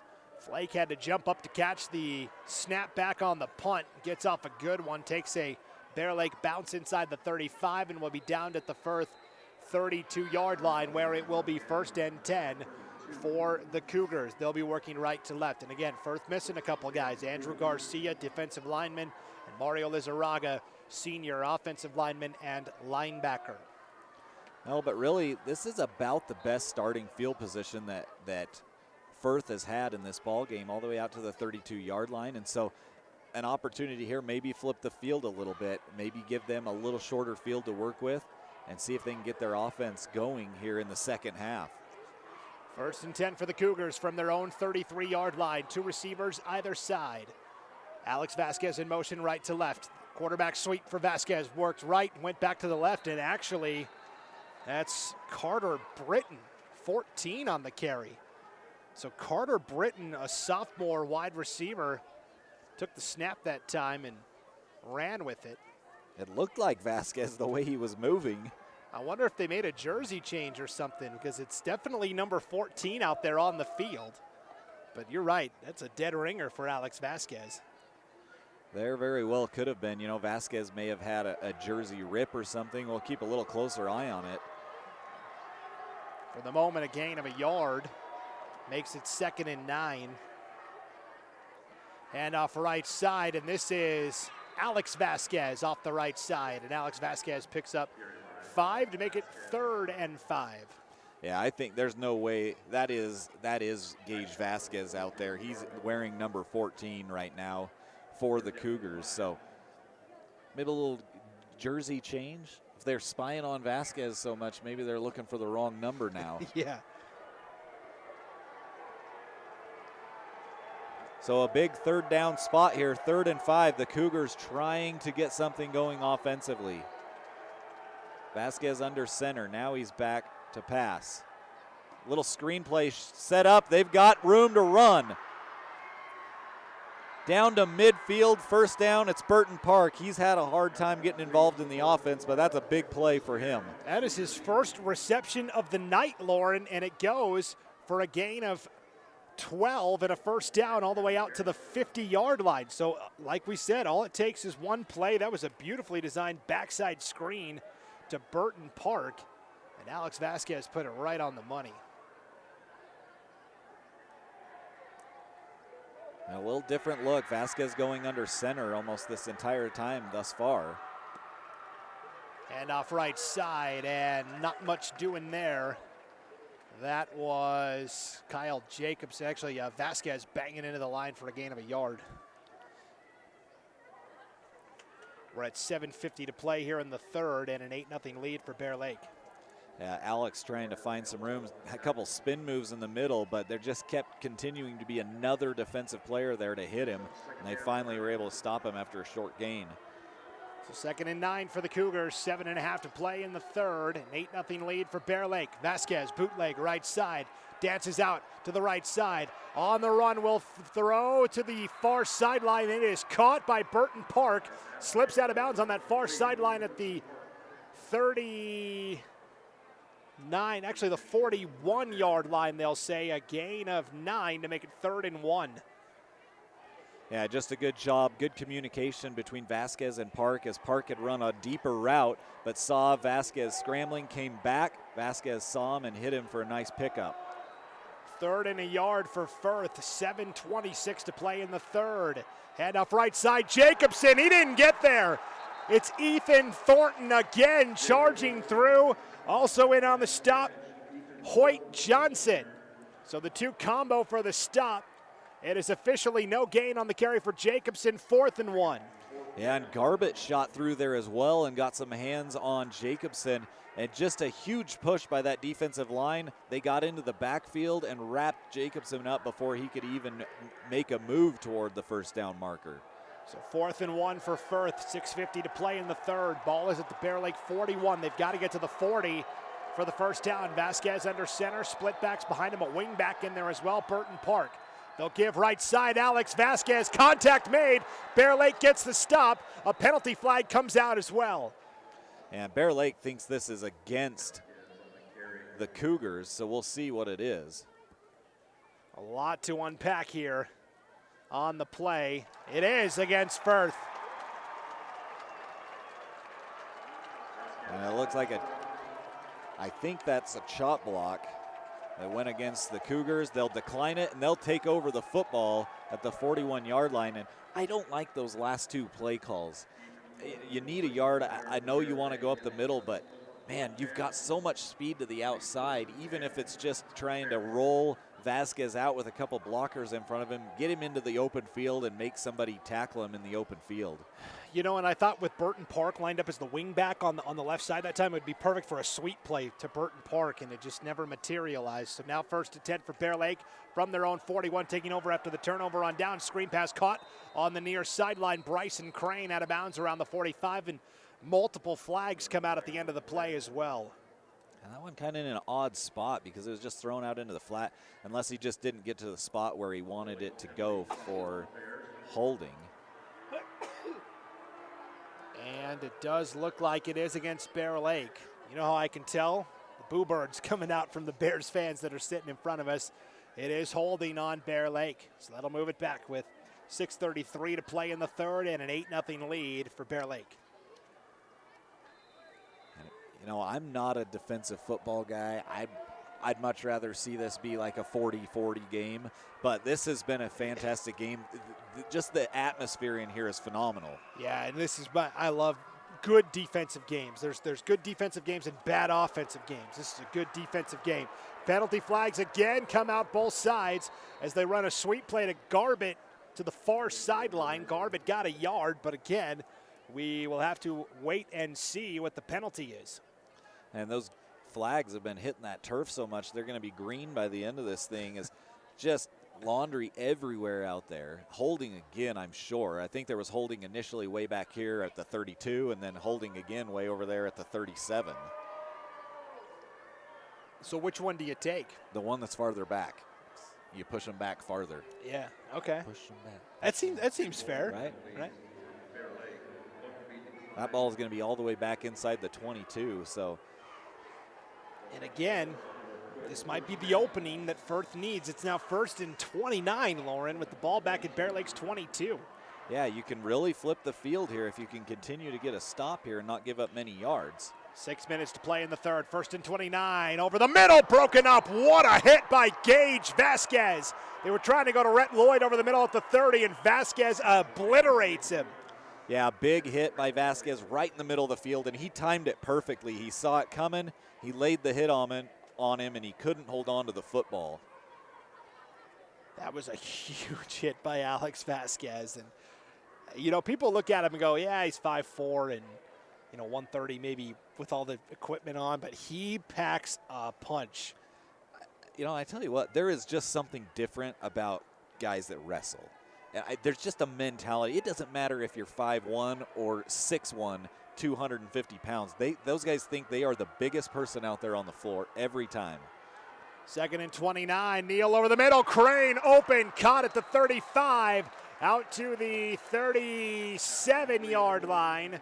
That is a gain of 15, and now it makes it 3rd and manageable here for Bear Lake. Yeah, still 3rd and long. I mean, it's 3rd and 13, but again, open over the middle. That time it was Alex Vasquez that put the big hit on him and upended him. But, like I said, a lot more manageable here, even though it is still 3rd and very long. So 16-yard gain from Neal to Crane. 3rd down and 13, and Neal brought down in the backfield. That is Garrett Nelson coming through on the sack. 4th down, Bear Lake will have to punt. And that was just a straight bull rush, and that pocket collapsed quickly. Nelson just ran through his guy and took Neal down.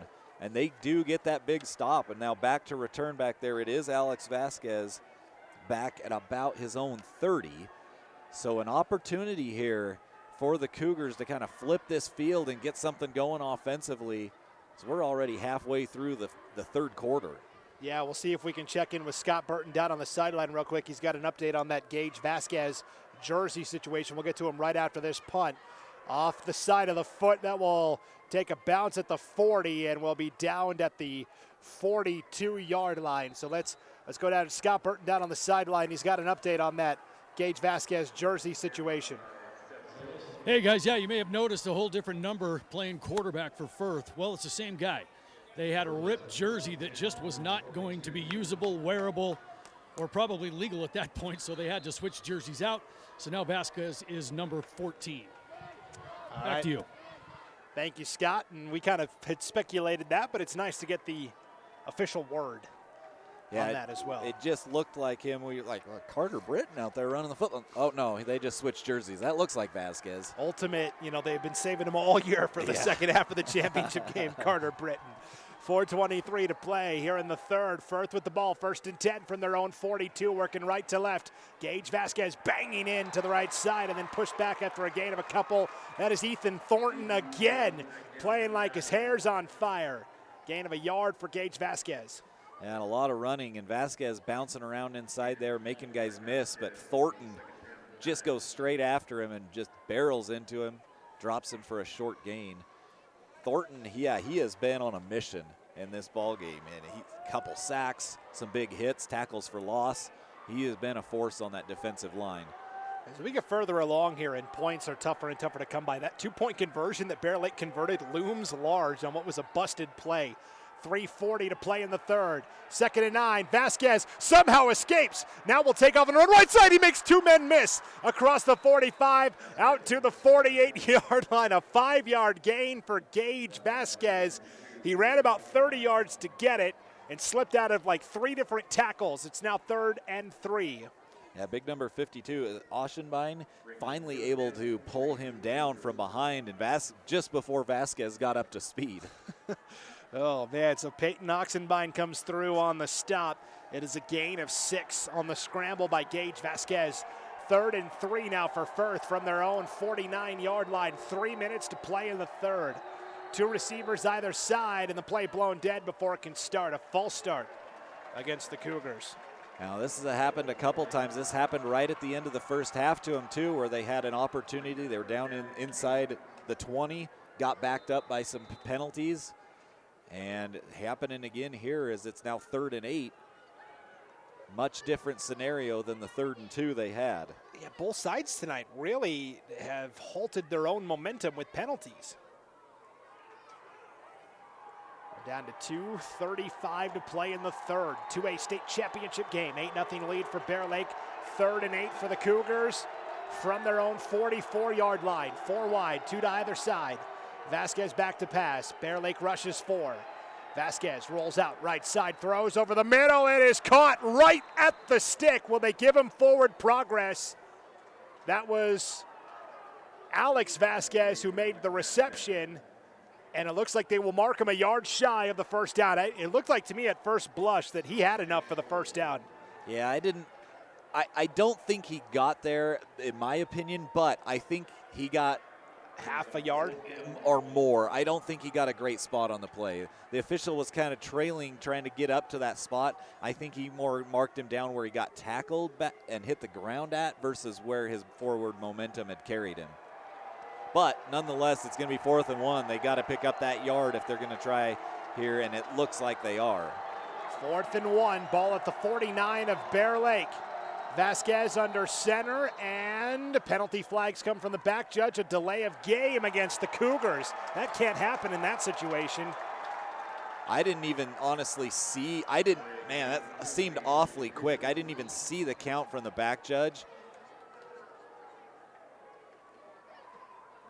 Man, I don't know. That seemed very quick to me. And Firth head coach Rigo Vasquez is wanting some clarification on that as well.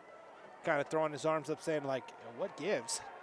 So now instead of 4th and 1, it's 4th and 6 for Firth. Ball back at their own 46-yard line. 2 receivers, a tight end to the left. Oh, they're going to punt it. All right. I was like, okay, this is an interesting formation. And now on the return is Beersford. He'll duck out of bounds around the 27-yard line. It's like that movie Little Giants where the guards are to the left of the center. Yeah. Quarterback's not even out there. They're standing around. We're going to see the annexation of Puerto Rico. Yeah, that's right. Yeah. So after that, Firth decides to punt. And, that's not a bad call because Firth's defense has been lights out all night. Coach Vasquez trusts his defense to get another stop. You live to fight for another day. The only bad thing is here, you are running out of possessions. I mean, there's just 1:25 left here in the third quarter. And at some point, you still got a quarter left. There's still plenty of time, and the defense has been phenomenal. But you can't score. Generally, you don't score with your defense. It is possible. 4 wide for Bear Lake on 1st and 10 from their own 28-yard line. Neal will tuck and run, and will be cut down at the 29-yard line like a missile launched out of a cannon. Gage Vasquez coming up to make the tackle. Yeah, you could see him making up ground as he's coming up from kind of his safety defensive back position on the other side and just flew in there and took out the legs of Neal. Down to the final minute of the third quarter. 8-0 lead for Bear Lake. It is 2nd and 9 for the Bears from their own 29-yard line in a defensive slugfest for the ages. Slugfest isn't the right word. That makes it sound like it's sloppy. This has been a defensive masterpiece by both of these teams tonight. 4 wide, 2 to either side. Handoff out of the gun. This is Jordan Garbett out to the 40-yard line, a gain of 11, and a Bear Lake first down. Yeah, it was well blocked along that right side. They had everybody accounted for, and he got into the secondary, picked up plenty of yards for the first down. Final 25 seconds of the third quarter here. I'm not sure Bear Lake has to run a play here if they don't want to, and they're going to just take it to the fourth. So still through 3, Bear Lake 8, Firth nothing as we get ready for the fourth quarter of action. Need help with bookkeeping, personal and business tax returns, or payroll? The folks at Gary H. Tusher, CPA, are ready to help you. Call 208-847-2601 for an appointment or visit their website at garytcpa.com. See Gary in Montpelier at 110 North 8th Street. Gary Tusher and his staff are proud supporters of Bear Lake Athletics. Good luck this weekend, boys. And if you're an Idaho homeowner and have fallen behind on your mortgage because of the COVID-19 pandemic, help is available. The Idaho Homeowner Assistance Fund can help you get back on track. Check your eligibility and apply today at idahohousing.com/HAF or call 888-991-2166. And Bear Lake Drug is located at 836 Washington. Casey and his amazing staff are the best in town and will provide you with the service and care you deserve. This hometown pharmacy and gift store is your local drugstore and a great deal more.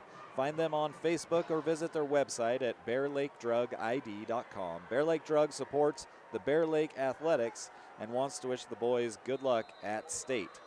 And Liberty Chrysler Jeep and Dodge are proud supporters of Bear Lake Athletics and want to wish the boys good luck in tonight's championship game. Bear Lake holding a slim 8-0 lead as we start the fourth quarter. Bears working right to left. 1st and 10 for the Bears from their own 40. Handoff is to Garbett for a gain of 3, but a penalty flag comes out at the end of the play here. It's holding against the Bears. And the Cougars, they've had some opportunities here with these penalties that have backed Bear Lake up. Bear Lake has been able to pick up some first downs that have gotten them out of the shadow of their own goalposts. Oh, offsetting penalties. We had a face mask against Firth as well, so that play's going to stand. Interesting. Okay, that looms large as well. A lot of penalties tonight, I think, because both sides have been very aggressive, going 110% all the way. And if you're going to make the mistake, I mean, might as well make it at 110%, right? I said that play stands, but it's actually an offsetting, so it's replay, so it's still 1st and 10. Replay the down, basically a mulligan for everybody. Yep. 1st and 10 for Bear Lake from their own 40. 5 seconds gone by in this fourth quarter. High snap. Neal gets it down. Gives to Beersford. Off the left side. Looking for somewhere to run. Breaks a tackle to 45 and jukes his way out of bounds around the 47. That is a pickup of 7 to make it 2nd and 3. Again, Alex Vasquez shooting out of there, trying to get him in the backfield. Beersford able to just kind of skip over the top of him and avoid the tackle around the ankles. Big pickup, though, just shy of midfield. This is a big drive for both teams. Yes, because you feel like sands through the hourglass. It's slowly slipping away. Do you understand that reference, Lauren? Yeah, I don't remember what soap opera it is, but I do remember the reference. Yeah, it's Days of Our Lives. There we go. My mom used to watch that religiously when I was a kid. 2nd and 3, handoff right side, big hole and a big hit delivered at the end at the 45-yard line of Firth. That was Rhett Lloyd on the inside counter, and then Gage Vasquez coming up to lay the hammer. But Lloyd says that's all right because I got 5 yards in the first down. And this drive continuing for Bear Lake, that clock continuing to tick down. Just underway here in the fourth, but just the way possessions have gone, there's not a lot of time left for possession in this ball game. 11:15 to play in the fourth. 8-0 lead for Bear Lake, and the Bears on the move. 1st and 10 from the 46 of Firth. Inside handoff again. This is Beersford. Out to the 40, and that is a gain of 6 to make it 2nd and 4. Bear Lake's found a lot of success bringing their slot guys in motion and then giving to them on the inside. Yeah, and there's a lot of room for them to dance around in there in the inside too, just kind of bouncing side to side and finding a little room to run. This is the best their ground game has looked throughout the entire game. 10:40 to play. Meanwhile, clock continues to burn. It is 2nd and 4 for Bear Lake. Ball is at the Firth 40. Again, 2 receivers either side. Neal out of the shotgun here. Will send a man in motion. Play blown dead. Another penalty flag comes out for the false start. They had Rhett Lloyd in motion that time, left to right. And every time you feel like, okay, Bear Lake's finally grabbing this bull by the horns, yellow flag comes out, they get bucked off. Yeah, and backed up. That they've been able to continue to convert even when they have been backed up. 2nd and 9 now for them. 2nd and 9 from the 45 of Firth. Neal throwing wide open, man overshot him around the 39-yard line of Firth on the far sideline, trying to go to Beersford on the out route, just overthrew it. It's now 3rd and 9. That's kind of one of those you go to throw a baseball and you let go of it and all of a sudden just like sails over the first baseman's head by about 20 yards. That's what that pass looked like from Neal to Beresford. Just let go of it funny. Definitely on an upward trajectory. Yeah, it's like a wet ball, just fling, there it goes. Well, you can't blame the weather here. No. We are definitely inside Holt Arena.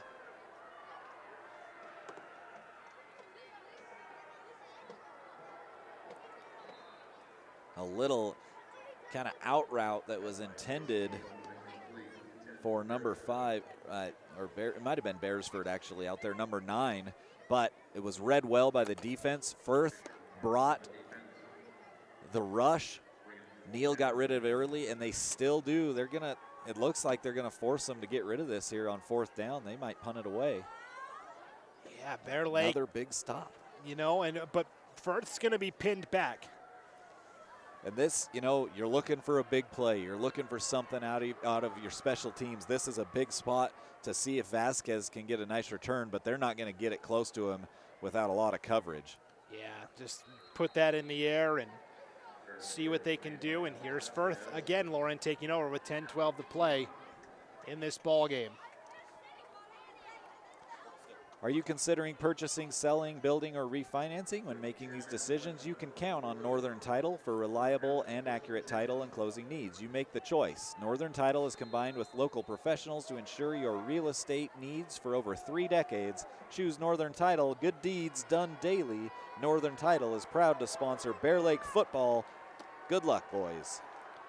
10-12 to play, 8-0 lead for Bear Lake. Firth with the ball, though, 1st and 10 from their own 20. You feel like this is the drive for the Cougars. And it starts with Vasquez running into his own guy at the 25, but still going across the 30 and out to the 32-yard line where it's Tayson Neal, the opposing quarterback, who brings him down. But Vasquez scampers for a gain of 12, and could have been more if he didn't run into his own guy. I believe it was Shook, the tight end, blocking out there on the perimeter. Yeah, it looked like Vasquez was just about ready to break free into the open and then ran into his own guy. Still a nice pickup for a 1st down, but what could have been? You know what? Firth will take it, though. It's their first double-digit yardage play in some time. 1st and 10 for the Cougars from their own 32, 9:50 to play. Firth working left to right here in our 4th quarter of action. Burton Park in motion left to right. Vasquez, rollout, right side. We'll pitch it now. Penalty flag comes out. It is Kyle Jacobson corralling the pitch and taking it to the 36-yard line. But again, this appears to be coming back against the Cougars. And I did not see that hold at all. It must have been deep in the offensive line. But the sideline officials saw it. That'll back him up 10 yards. And Firth not doing themselves any favors in those scenarios. Back to the 21-yard line, so 1st and 21. Oh, that's a tough one, and I think coaches in both of these teams well-versed in basketball, right? We hear basketball coaches all the time, when you get to state, especially championship, let the players play. Let the players decide it, and I feel like both coaches echoing those sentiments here. And now more flags come out. This is Alex Vasquez in motion left to right, and it's a illegal shift against the Cougars. They keep moving backwards, Lauren. They're now all the way back to their own 16-yard line where it's 1st and 26. Yeah, just move in the wrong direction of the Cougars. They got to get things under control here on this drive. Just 9 minutes left here in the ball game. Trailing 8-0. 2 receivers either side. It's Vasquez out of the shotgun. Jacobson on his right hip. Vasquez feeling the heat. Now will step up and take off up the middle to the 20. And we'll take it out to the 24-yard line. Nice pickup of 8. Still 2nd and quite a ways to go, though. Yeah, and that, they're really keying on him. Obviously, Vasquez very quick, able to get away. And at some point, you got to think maybe he's going to get free. Either him or Park, maybe he's going to get free for a big play. We just haven't seen it. This Bear Lake defense has been phenomenal. They've been disciplined, keeping him corralled. He's picked up some good yardage, but they've been able to contain him. 8.5 to play here in this 2A state championship game. 2nd and 18 for Firth from their own 24. Vasquez with a man in motion, and more flags come out. And Firth, they've been doing this all year, Lauren. It's a basic tenet of their offense where they bring the slot guy in motion, and they've been flagged now 3 or 4 times in this second half for not getting set before they go in motion. And head coach Rigo Vasquez is going to take a timeout to discuss it. Well, Dr. Hansen at River Valley Dental in Shelley has been serving patients for over 25 years. Dr. Hansen and Shelley alum Dr. Tanner Hyam are eager to serve you. The highly trained team at River Valley Dental works together to provide you with courteous and professional dental care in the most comfortable environment possible. They offer personalized treatments that will help you make an informed decision about your oral health. Dr. Hansen and Dr. Hyam at River Valley Dental are proud to support Firth in the playoffs this year. And Brolams and Shelley is proud to support the Firth boys at state this year and wish them good luck. Go Cougars from everyone at Brolams and Shelley. Fall River Propane is Eastern Idaho's fastest growing residential and business propane provider. We're now serving the Firth area. For the highest quality, hottest burning propane at the most competitive price, call Fall River Propane at 800-632-5726 or visit fallriverpropane.com. Exceptional service, available 24/7. Let's go Cougars. So out of the timeout, 2nd and 23 here for Firth from their own 19-yard line, 8:15 to play. Vasquez rolling out right side, stumbles for a moment. Now we'll take off and run, and we'll pick up 3 out to the 22-yard line. 3rd and long coming up here for the Cougars. While we've got a moment, let's send it back down to Scott Burton down on the sideline. Scott, what do you got for us? Hey guys, it is loud down here during that little stretch where the offense for Firth was going backwards. We've got the Bear Lake crowd just making all kinds of noise, and the coaching staff for Bear Lake turning around and egging them on. You felt like you're in an NFL stadium trying to draw the procedure penalties, and here they go again. Back to you guys. All right, thanks, Scott. You can really hear that crowd making noise here on 3rd and 20 for Firth with 7:20 to play in the 2A state championship game. Cougars down by 8. They'll throw a middle screen. It's caught by Burton Park, and he's got blockers out on the perimeter for the 25 to 30. And great job defensively at the end, closing his Garbett, Bear Lake's leading tackler on the season, to chase down Burton Park. For the moment, a gain of 11, but more flags come out, Lauren. And a crackback block against Firth. And they got it at the very end there. It was one of the other receivers out on the perimeter and close. And Tayson Neal was the guy who was coming up to make the tackle for Bear Lake. So Bear Lake declines that penalty. So it'll be 4th and 12, and it looks like the Cougars are going to punt it away. And again, I think that's the right call. Trust your defense one more time. 11-yard pass to Burton Park, followed by a punt here from Gage Vasquez. High kick will be fair caught at the 43-yard line of Bear Lake by Beersford. They'll actually mark it up to the 45-yard line. I don't know. It looked like he made that fair catch back at the 43, but that's a good way to pick up extra yardage. Make the fair catch and then take, 2 or 3, maybe 5 yards up forward and give it the ball. They call those hidden yards, Lord. Yeah. Hidden yards. Well, 2 freebies in my opinion right there. So here we are now, 6:49 to play in the 2A state championship game. Bear Lake on top of Firth 8-0. 1st and 10 for the Bears from their own 45. Firth's got to get a stop here defensively to try and get the ball back one final time. 4 wide for the Bears here on 1st down. Neal throws the middle screen. It is caught at the 45, the 50, the 55, the 40, the 45, the 30, the 20, the 10, the 5. It's Beersford into the end zone for a Bear Lake touchdown. 55 yards out. That could be the dagger. Yeah, just a well-designed play. They had a couple of shots at him. It was well blocked, though. The Cougars couldn't get the tackles, and then Beersford just outran the secondary. A huge play to take a 2-score lead here in a game where points have just been tough to come by. Talk about a backbreaker. And Beersford patiently waited for a couple of blocks downfield and then exploded into the secondary. It's Toby Flake on now for the point after try. Blocked again by Firth. Oh my goodness, that's twice tonight that the Cougars have blocked it. And now the Firth fans upset, Lauren, because when Firth blocked the first PAT tonight, the play was allowed to continue. Now they've blown it dead. There's been a little bit of talk about, that first PAT and was that the right call or not? And that's why the Firth fans were booing after that second blocked PAT because the officials ruled it dead right away.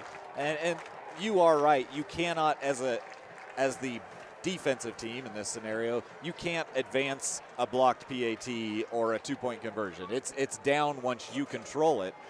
I understand the frustration, and I don't know, maybe Coach Vasquez was frustrated because there was kind of a shot after he picked that ball up and they hit him after whistles had gone. It didn't put him to the turf, but nonetheless, it's 14-0, and the Cougars have got to score twice here.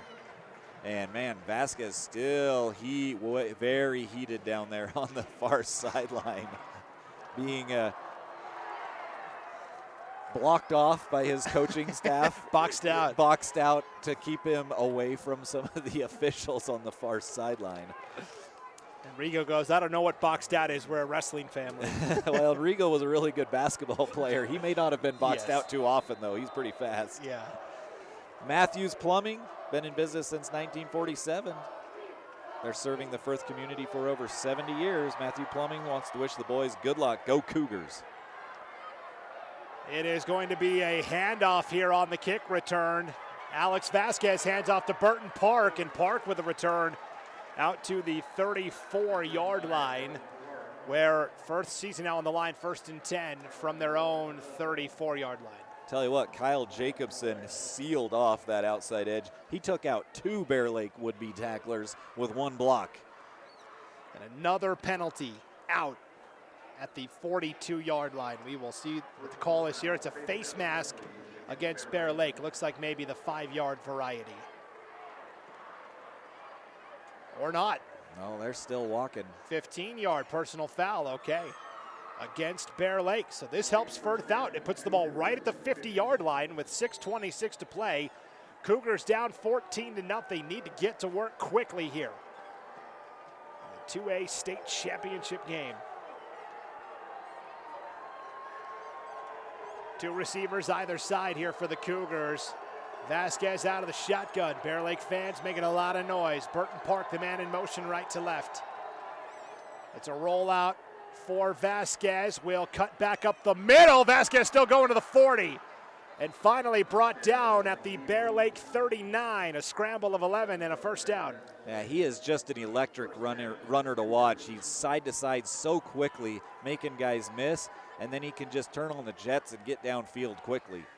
6:10 to play. 14-0 lead for Bear Lake. 1st and 10 for Firth from the 39-yard line of the Bears. Vasquez back to pass. Hit as he throws. It's a wobbler. It is broken up and nearly intercepted by Brady Shull. Bryson Crane was in there as well on the near side to break it up.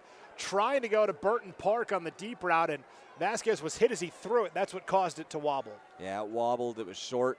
And the 2 defenders back there, the one of them tipped the ball, and it then hit the other one in the face mask. I think the other one was just kind of waiting there for it. Had it not been tipped, it might have easily been picked off.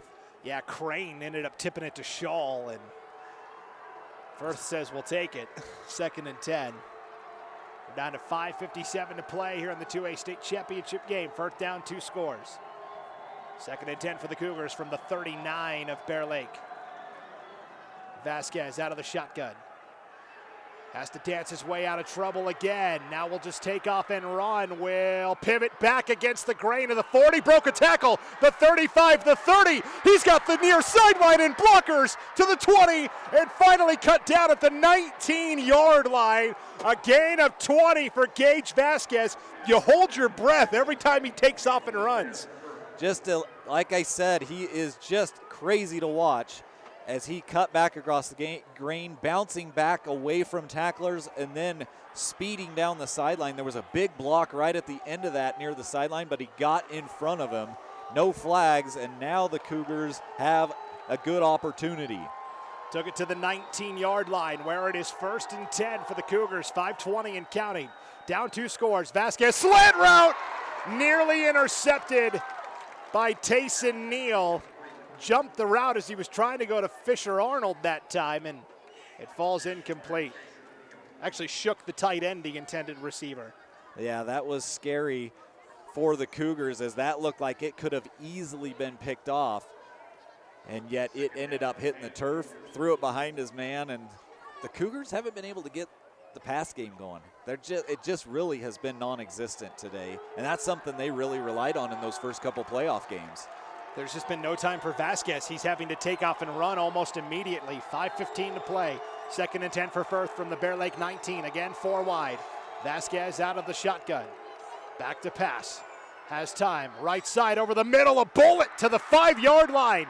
And a sliding grab made by Alex Vasquez for the first down. It'll be 1st and goal for Firth, following the 14-yard completion to the 5. And Vasquez immediately turned to the official and said, here, come get the ball, come set it. We want to get back to the line of scrimmage. Clock continues to roll, 5:01 to play, and now they'll set it and stop the clock. 14-0 lead for Bear Lake, but Firth knocking at the door here. 1st and goal from the 5, trips to the right, single receiver to the left is Shook. Vasquez points out Tayson Neal on the edge, left side for Bear Lake. Bobbled snap. Vasquez picks it up, rolls out to the left side now. Will throw across his body to the back of the end zone. Incomplete. It looked like he was trying to go to Burton Park in the back of the end zone, and Gage Vasquez nearly pulled one out of the fire again. And he might have had a little opportunity to run the football too. I don't know if he'd have been able to get to the goal line, but there was space for him to run there, was still keeping his eyes downfield, trying to find a receiver in the end zone. 4:40 to play now, 14-0 lead for Bear Lake. Firth facing a 2nd and goal from the 5. 4 wide, it's Shook and Alex Vasquez to the left, Park and Arnold to the right. Jacobson on the right hip of Vasquez out of the shotgun.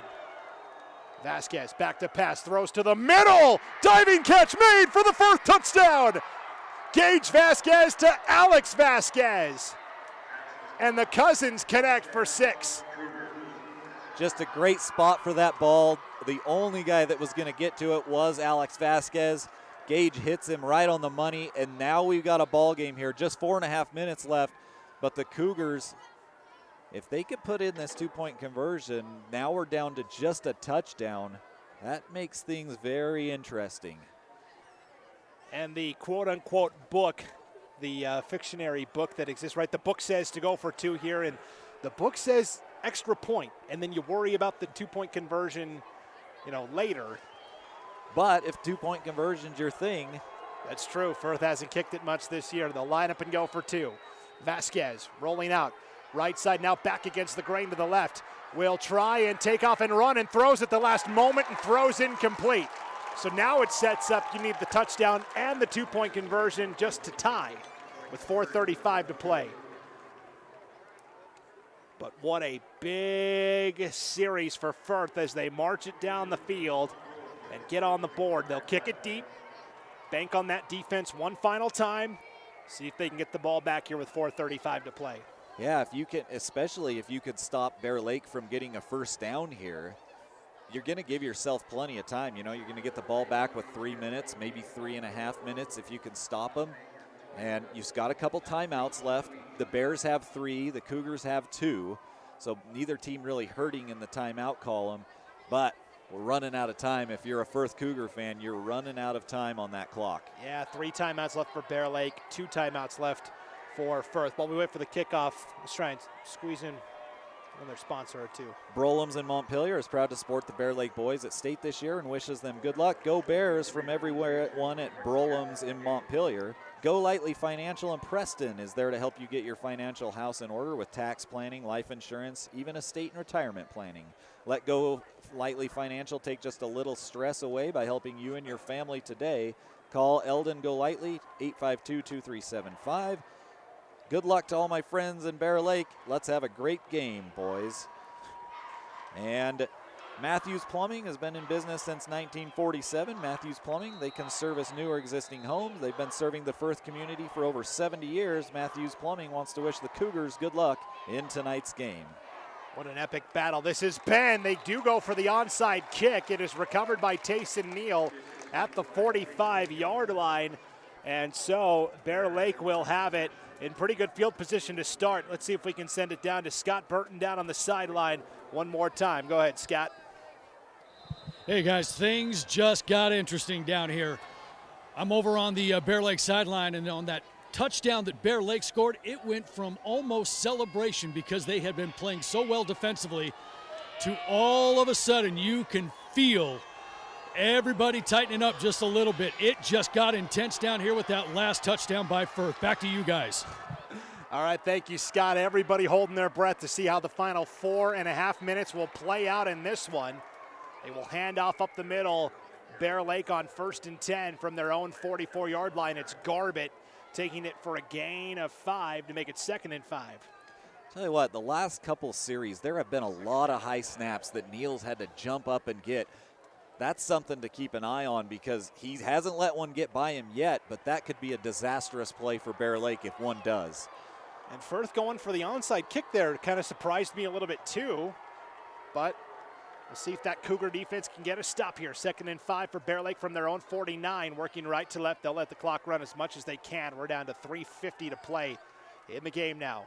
They will give inside to Garbett, and Garbett brought down right across the 50 to the Firth 49-yard line. That is a pickup of 2 to make it 3rd and 3. And again, another big 3rd down position here. We'll see if Bear Lake tries to go to the air. We've seen them go to the air in some big spots here on 3rd and 4th and short. This would be dangerous because if you don't get it, the clock's going to stop. But if you do, it's kind of a demoralizing play. 3:14 to play, 14-6. Bear Lake lead is 8. 3rd and 3 for the Bears from the 49-yard line of Firth. High snap again. Neal out of the gun. Gives to Garbett on the draw. He's brought down in the backfield by 4 different Firth defenders. Garrett Nelson coming through. He's got the ball at the end, but Garbett will be ruled down. You talked about the high snaps. That threw off the timing of the play. The handoff wasn't clean to Garbett. Garbett ends up losing 4 yards on that carry. It's 4th down, and now what do you do if you're Bear Lake? I think you have to punt away. Yeah. I mean, you've only given up 1 score, and it's taken everything Firth has got to drive down the field. You punt this thing away, and you try to make them go 80, 90 yards to maybe tie the ball game if they can get the 2-point conversion and the score. Bear Lake's seen this movie before. It's 4th and 7 for the Bears from their own 47-yard line. They'll punt. This is exactly what happened last week, Lauren. Westside was down 8.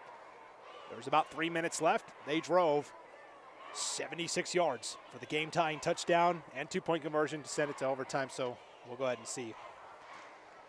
Well, Bear Lake Orthopedic Clinic is a proud supporter of all high school athletics. Bring it home, boys. And no matter what you're looking for, you'll find it at Bear Lake Memorial Hospital. They offer a wide array of services, including physicians clinics, emergency care, home health, dialysis, physical therapy, orthopedic surgery, weight loss surgery, and much, much more. To get more information, visit blmhospital.com or call 847-1630 today. Bear Lake Memorial Hospital, proud supporter of Bear Lake Athletics. Good luck, boys.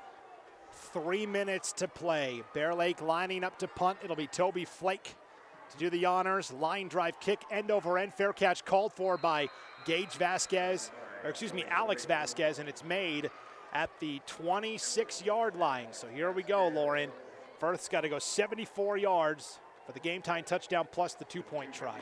Did you know that since 2019, Direct Communications has donated more than $220,000 to local schools in eastern Idaho?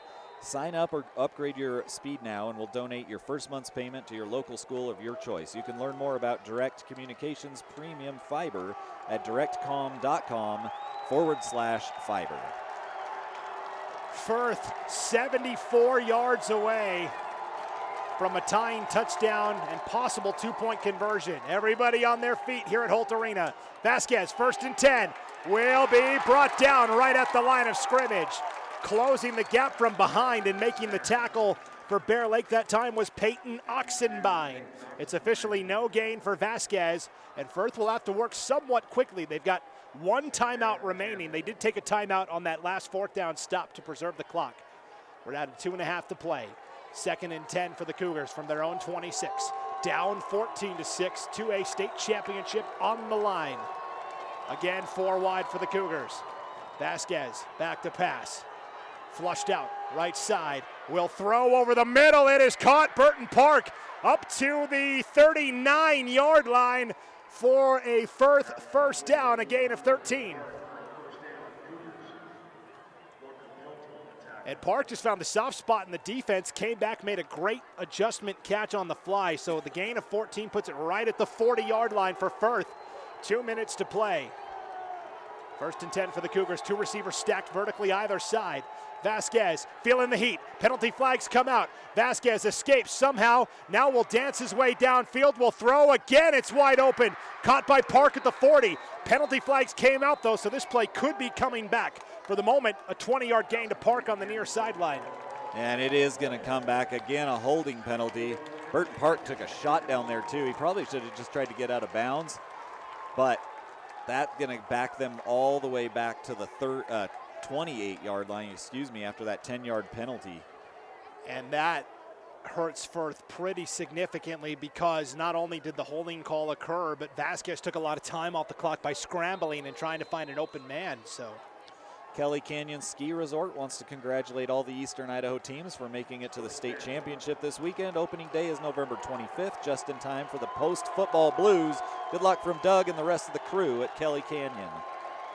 1st and 22 for Firth. We're down to 1:25 to play. Vasquez over the middle. It's caught and then dropped at the 40-yard line by Alex Vasquez. Tayson Neal applied the hit defensively for Bear Lake. And now 3rd and very long as the Cougars seeing the doors kind of start to close just a little bit. 1:22 left here. They've got to go 78 yards. 72 yards. Math. It's getting late. It is very late here on Friday night. 1:22 to play. 2nd and 22 for the Cougars from their own 28-yard line. Again, 4 wide, 2 to either side. And another penalty comes out. They shifted Burton Park in motion left to right. Lauren, what's going on down there? What are they doing that's not correct? I'm not seeing what's happening, but they must just have multiple guys in motion. I don't know if the offensive line is twitching a little bit. Would guys go in motion or what? But it has happened 3 or 4 different times. I haven't seen this all year from Firth. They're such a well-oiled machine offensively. We're down to 1:10 to play now, and Firth just taking their time. We're down to 2nd and 27 for Firth from their own 23, and now finally Vasquez says, let's get some urgency here, guys. We're down to a minute. Park in motion left to right. Will take the snap. Vasquez has time. Pump fakes. Rolls out right side. All sorts of time for Vasquez. Will finally try and take off and run, but the door is slammed shut. Coming up to make the stop for Bear Lake, Dawson Smith. Vasquez did a lot of scrambling to only pick up 2 yards. And again, the clock will burn here with 40 seconds to go. Head coach, go ahead. I was just going to say the same thing. Rigo Vasquez out on the field. I think, not sure if he's upset that there was more time that ran off the clock once he called a timeout or what the concern is. That's the only thing I can think about at this point. Firth does have 1 timeout remaining. Yeah, Rigo Vasquez, head coach here for Firth, not happy. At Heartland Ag, application is what they do. From case and RBR application equipment, tanks, trailers, and all your spraying and spreading needs, located in Burley, Idaho. Give them a call at 800-994-9120 or find them online at heartlandag.com. 39 seconds to play. 3rd down and 25, and penalty flags come out again. This time from the side judge on the far side, Bear Lake clapping. They seem to think it's against Firth, and Coach Vasquez is coming unglued. Yeah, he ran down and was talking to that deep official, and the official tried to wave him off the sideline, and Coach Vasquez continued, and the flag came out. Yeah, it's going to be an unsportsmanlike conduct penalty against Firth, I assume, on Coach Vasquez.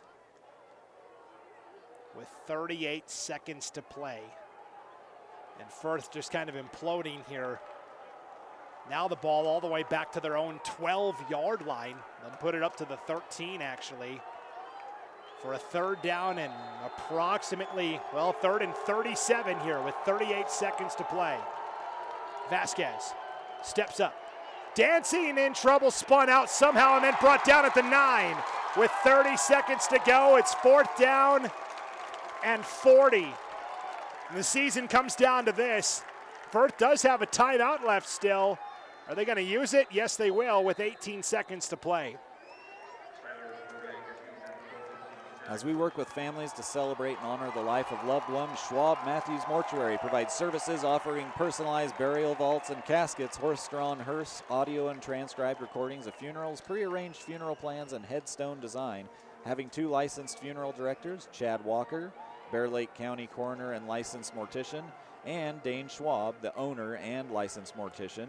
Schwab Matthews Mortuary and staff will continue to provide superior funeral service to members of all faiths.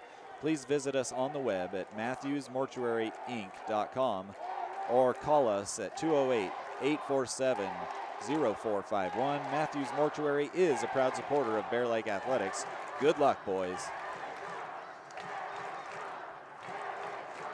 And the chant of Bear Lake Strong coming loud and strong from the sideline right here, and all the fans down below us. Everybody from the Bear Lake area, Montpelier, here tonight in Holt Arena. Just 18 seconds away from the first football championship in school history. Bear Lake leading 14-6, and Firth facing a 4th and 40 from their own 10.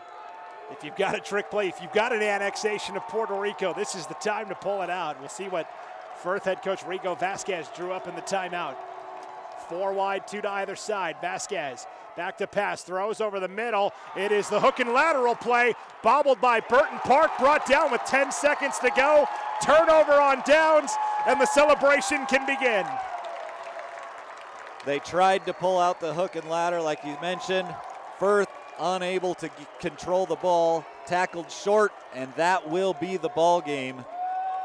All Bear Lake has to do now is kneel this thing down. Now, I will say this.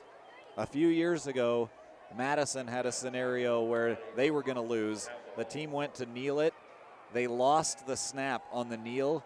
The other team picked it up and ran it in for a touchdown. So crazier things have happened. It would take a miracle, but it could happen. It will not. Bear Lake kneels it down, and for the first time in school history, the Bear Lake Bears are state champions, the top of the 2A classification in 2022. It's a phenomenal football game between these two teams. We knew that it was going to come down to this. We knew it was going to be a defensive battle. The Cougars just couldn't find enough offense. Bear Lake found just enough. 14-6 in one of the lowest scoring, exciting games that I've seen in a long time. What a phenomenal football game between these two squads. What a phenomenal ball game, and neither team can walk away from this one feeling too bad about how they played tonight. An all-time classic as Bear Lake celebrates their first football championship in school history. 14-6, the final tonight over the Firth Cougars. We will be back with the IdahoSports.com postgame show right after this break. You're listening to the 2022 2A State Football Championship game on IdahoSports.com. Yeah, I know a little something about myths. Like the myth that speeding isn't dangerous. Oh, and that myth you can tailgate at a safe distance. Or that you could safely weave in and out of traffic. Don't be fooled by myths. You'll get yourself into a hairy situation. Stay focused on the road. Be a legend like me. Have you heard the one about Charlie over at Pale Lake? Look at that. The unmistakable swagger of someone fully covered with health insurance through Your Health Idaho. Health yeah! Enroll by December 15th and you could qualify for quality health insurance starting at $0 a month. Dear gas prices, go take a hike. Toyota is the #1 retail brand for electrified vehicles for 22 years. Think you can stand in my way? We got this. Toyota Hybrids. Toyota, let's go places. I am Kevin, and I'm from Idaho Falls. It's important for the disabled to be vaccinated because of COVID. I chose to be vaccinated because I didn't want to be sick or in the hospital. Getting the vaccination, my experience was painless and worth it. It was a very wise choice. Taking the hard path isn't always easy. It takes courage and determination to do hard things. Quitting tobacco and vaping is possible. You decide when. We'll show you how. Learn more at projectfilter.org or call 1-800-QUIT-NOW. Hello? I was in an accident. You okay? Yeah, I'm fine. I had my seatbelt on. Welcome into the IdahoSports.com postgame show from Holt Arena on the campus of Idaho State University in Pocatello. Brandon Baney, Lauren Jensen back inside the broadcast booth as the Bear Lake Bears celebrate their first football championship in school history. 14-6, the final tonight over the Firth Cougars. This was the defensive battle that we expected coming in, Lauren. It ended up being a couple of touchdown passes from Tayson Neal that did the trick. The 48-yard connection and then the 55-yard backbreaker to Tyler Beersford in that second half. Yeah, and that really was the backbreaker. And then, you know, late in the game, the Cougars had scored, and then the momentum just swung back. Firth in a tough spot trying to get back into this ball game. We talked about a lot of flags, just a very tough defensive game, some mistakes that really hurt the Cougars, and some that hurt Bear Lake too. They were able to overcome and win this football game. And the chants of Bear Lake Strong continue to emanate from all of the fans that came from the Bear Lake area and Montpelier tonight. This was only supposed to be, only half of Holt Arena open for seating, and Bear Lake came with everybody, and they said, all right, we're going to open up both sides. And what a way to celebrate here for the Bear Lake Bears. So Tayson Neal throws 2 touchdown passes tonight, a 24-yarder a 16-yarder to Bryson Crane, and then the 55-yard bomb to Tyler Beersford. Firth scored late on a 5-yard touchdown pass from Gage Vasquez to Alex Vasquez, but ultimately just ran out of time, and that final drive just kind of got derailed by penalties. But, boy, both teams played a great game tonight. Yeah, it was just phenomenal. Like you said, we knew that it was going to be a defensive battle. We kind of mentioned yesterday, I thought anybody that scores 21 is going to win it. It didn't even take that. It just took 14. And so just a fantastic ball game between these two squads. It's hard to see a team lose, but fantastic for Bear Lake to win this thing. Yeah, and right now, let's go ahead and send it down to the field. Scott Burton is standing by with our IdahoSports.com player of the game, Tyler Beersford. Take it away, Scott. Hey guys, standing here with our IdahoSports.com player of the game, Tyler Beersford. Tyler, the first state championship in school history. How does it feel? Oh man, I'm at a loss for words. It feels great. The whole community out here, man, it just feels awesome. I'm lost for words. It's awesome. You know the feeling. Well, looking at your crowd, I'm not sure anybody's left in town. It was kind of like last man turn out the lights and let's meet at Holt Arena. How has the atmosphere been this week getting ready for a state championship game? Oh, you can't even go to a store without people just swarming you. Good luck, good luck, good luck. I mean, it's a great feeling knowing the whole community's out having your back and wanting to see us win. This is a familiar team that you've played. You guys have had some battles, and you had a battle earlier this season. You knew it was going to be tough. What was the difference tonight? Not a big difference. We knew we had to contain Vasquez. I mean, still he had a heck of a game, but we contained him and got the job done. And you're the one that caught the 55-yard touchdown that gave your team a little bit of breathing room, and it turned out that you needed it. What do you got to say about your teammates and their effort tonight, especially on what you just mentioned, containing Vasquez? I mean, our line, I give credit to them. I mean, the whole game was on our line, and we told them coming in that it was going to be them. That was the X factor in this game, and they came and played, man. They showed it. They're the state champs. They know it. All right, Tyler, congratulations. You are a state champion for the first time in Bear Lake history. Congratulations, guys. Tyler Beersford, our IdahoSports.com player of the game. Let's go back up to you. All right, Scott, thank you so much. Tyler Beersford in a low-scoring game. It wasn't going to take much to earn the player of the game. 3 catches tonight for Beersford, 122 yards, and the touchdown that gave Bear Lake a little bit of breathing room. What a phenomenal game tonight, and what a performance by the Bear Lake Bears. Yeah, they really came out and did everything they needed to do. I mean, defensively, they were phenomenal. I mean, to hold Firth just to that 1 touchdown, the firepower we've seen from Firth, and then, to have enough offensive firepower yourself to get those 2 scores to win this ball game. They played just a spectacular football game, everything they needed to do. Nobody can say that Bear Lake didn't earn this. A 24-22 loss to North Fremont to open the season, and then 10 wins in a row to finish the year 10-1. Along the way, a 16-8 win over Aberdeen, a 21-14 win over the East Firth Cougars, and a pair of 28-27 overtime victories over the dynasty that is the Westside Pirates. What a season for Bear Lake again. Yeah, they won every game they had to win. Whether it was close, whether it was a blowout, they won them all. That lone loss early this season probably kind of set the stage, and just a phenomenal season for Bear Lake. Congratulations to them and their coaching staff and the whole community that was here tonight. So 2 championships in the books. Oakley wins the 1A D1 title. Bear Lake follows up with a 2A championship win tonight. 3 more games tomorrow night on IdahoSports.com. We've got the 1A D2 championship between Dietrich and Kendrick. That will start at 5:30 tomorrow night here in Holtz Arena, 6 o'clock, right, 6 o'clock tomorrow night. That'll be followed up by the 4A championship, Skyline and Bishop Kelly, 8:30-ish approximately here from Good Holtz luck. Arena. It'll be at 9. We'll see. The 5A championship will be 7 o'clock tomorrow night from Albertson Stadium in Boise as Meridian takes on Rigby. And then the 3A championship will be Saturday, 1 p.m. at Middleton High School as Shooker-Salem takes on Homedale. So stay tuned to IdahoSports.com for all of your championship coverage. But what an opening night, and especially in the late game as Bear Lake wins 14-6 over Firth. This has been an IdahoSports.com GameStreams production of the 2022 Idaho High School Football Playoffs.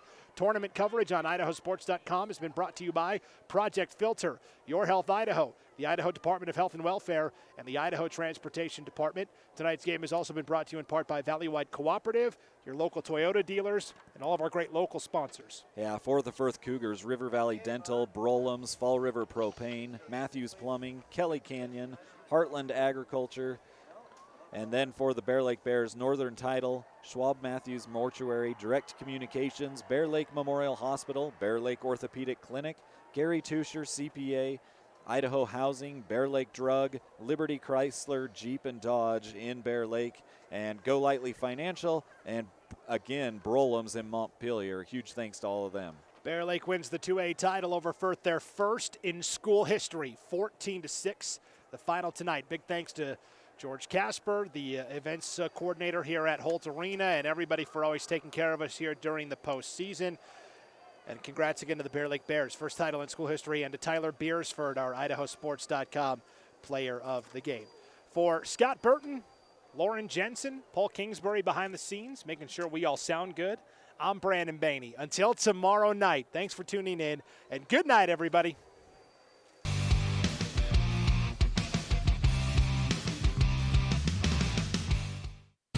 This has been a presentation of IdahoSports.com GameStreams. This broadcast is copyrighted to IdahoSports.com. Any rebroadcast, retransmission, or other use of this broadcast without the expressed written consent of IdahoSports.com is strictly prohibited.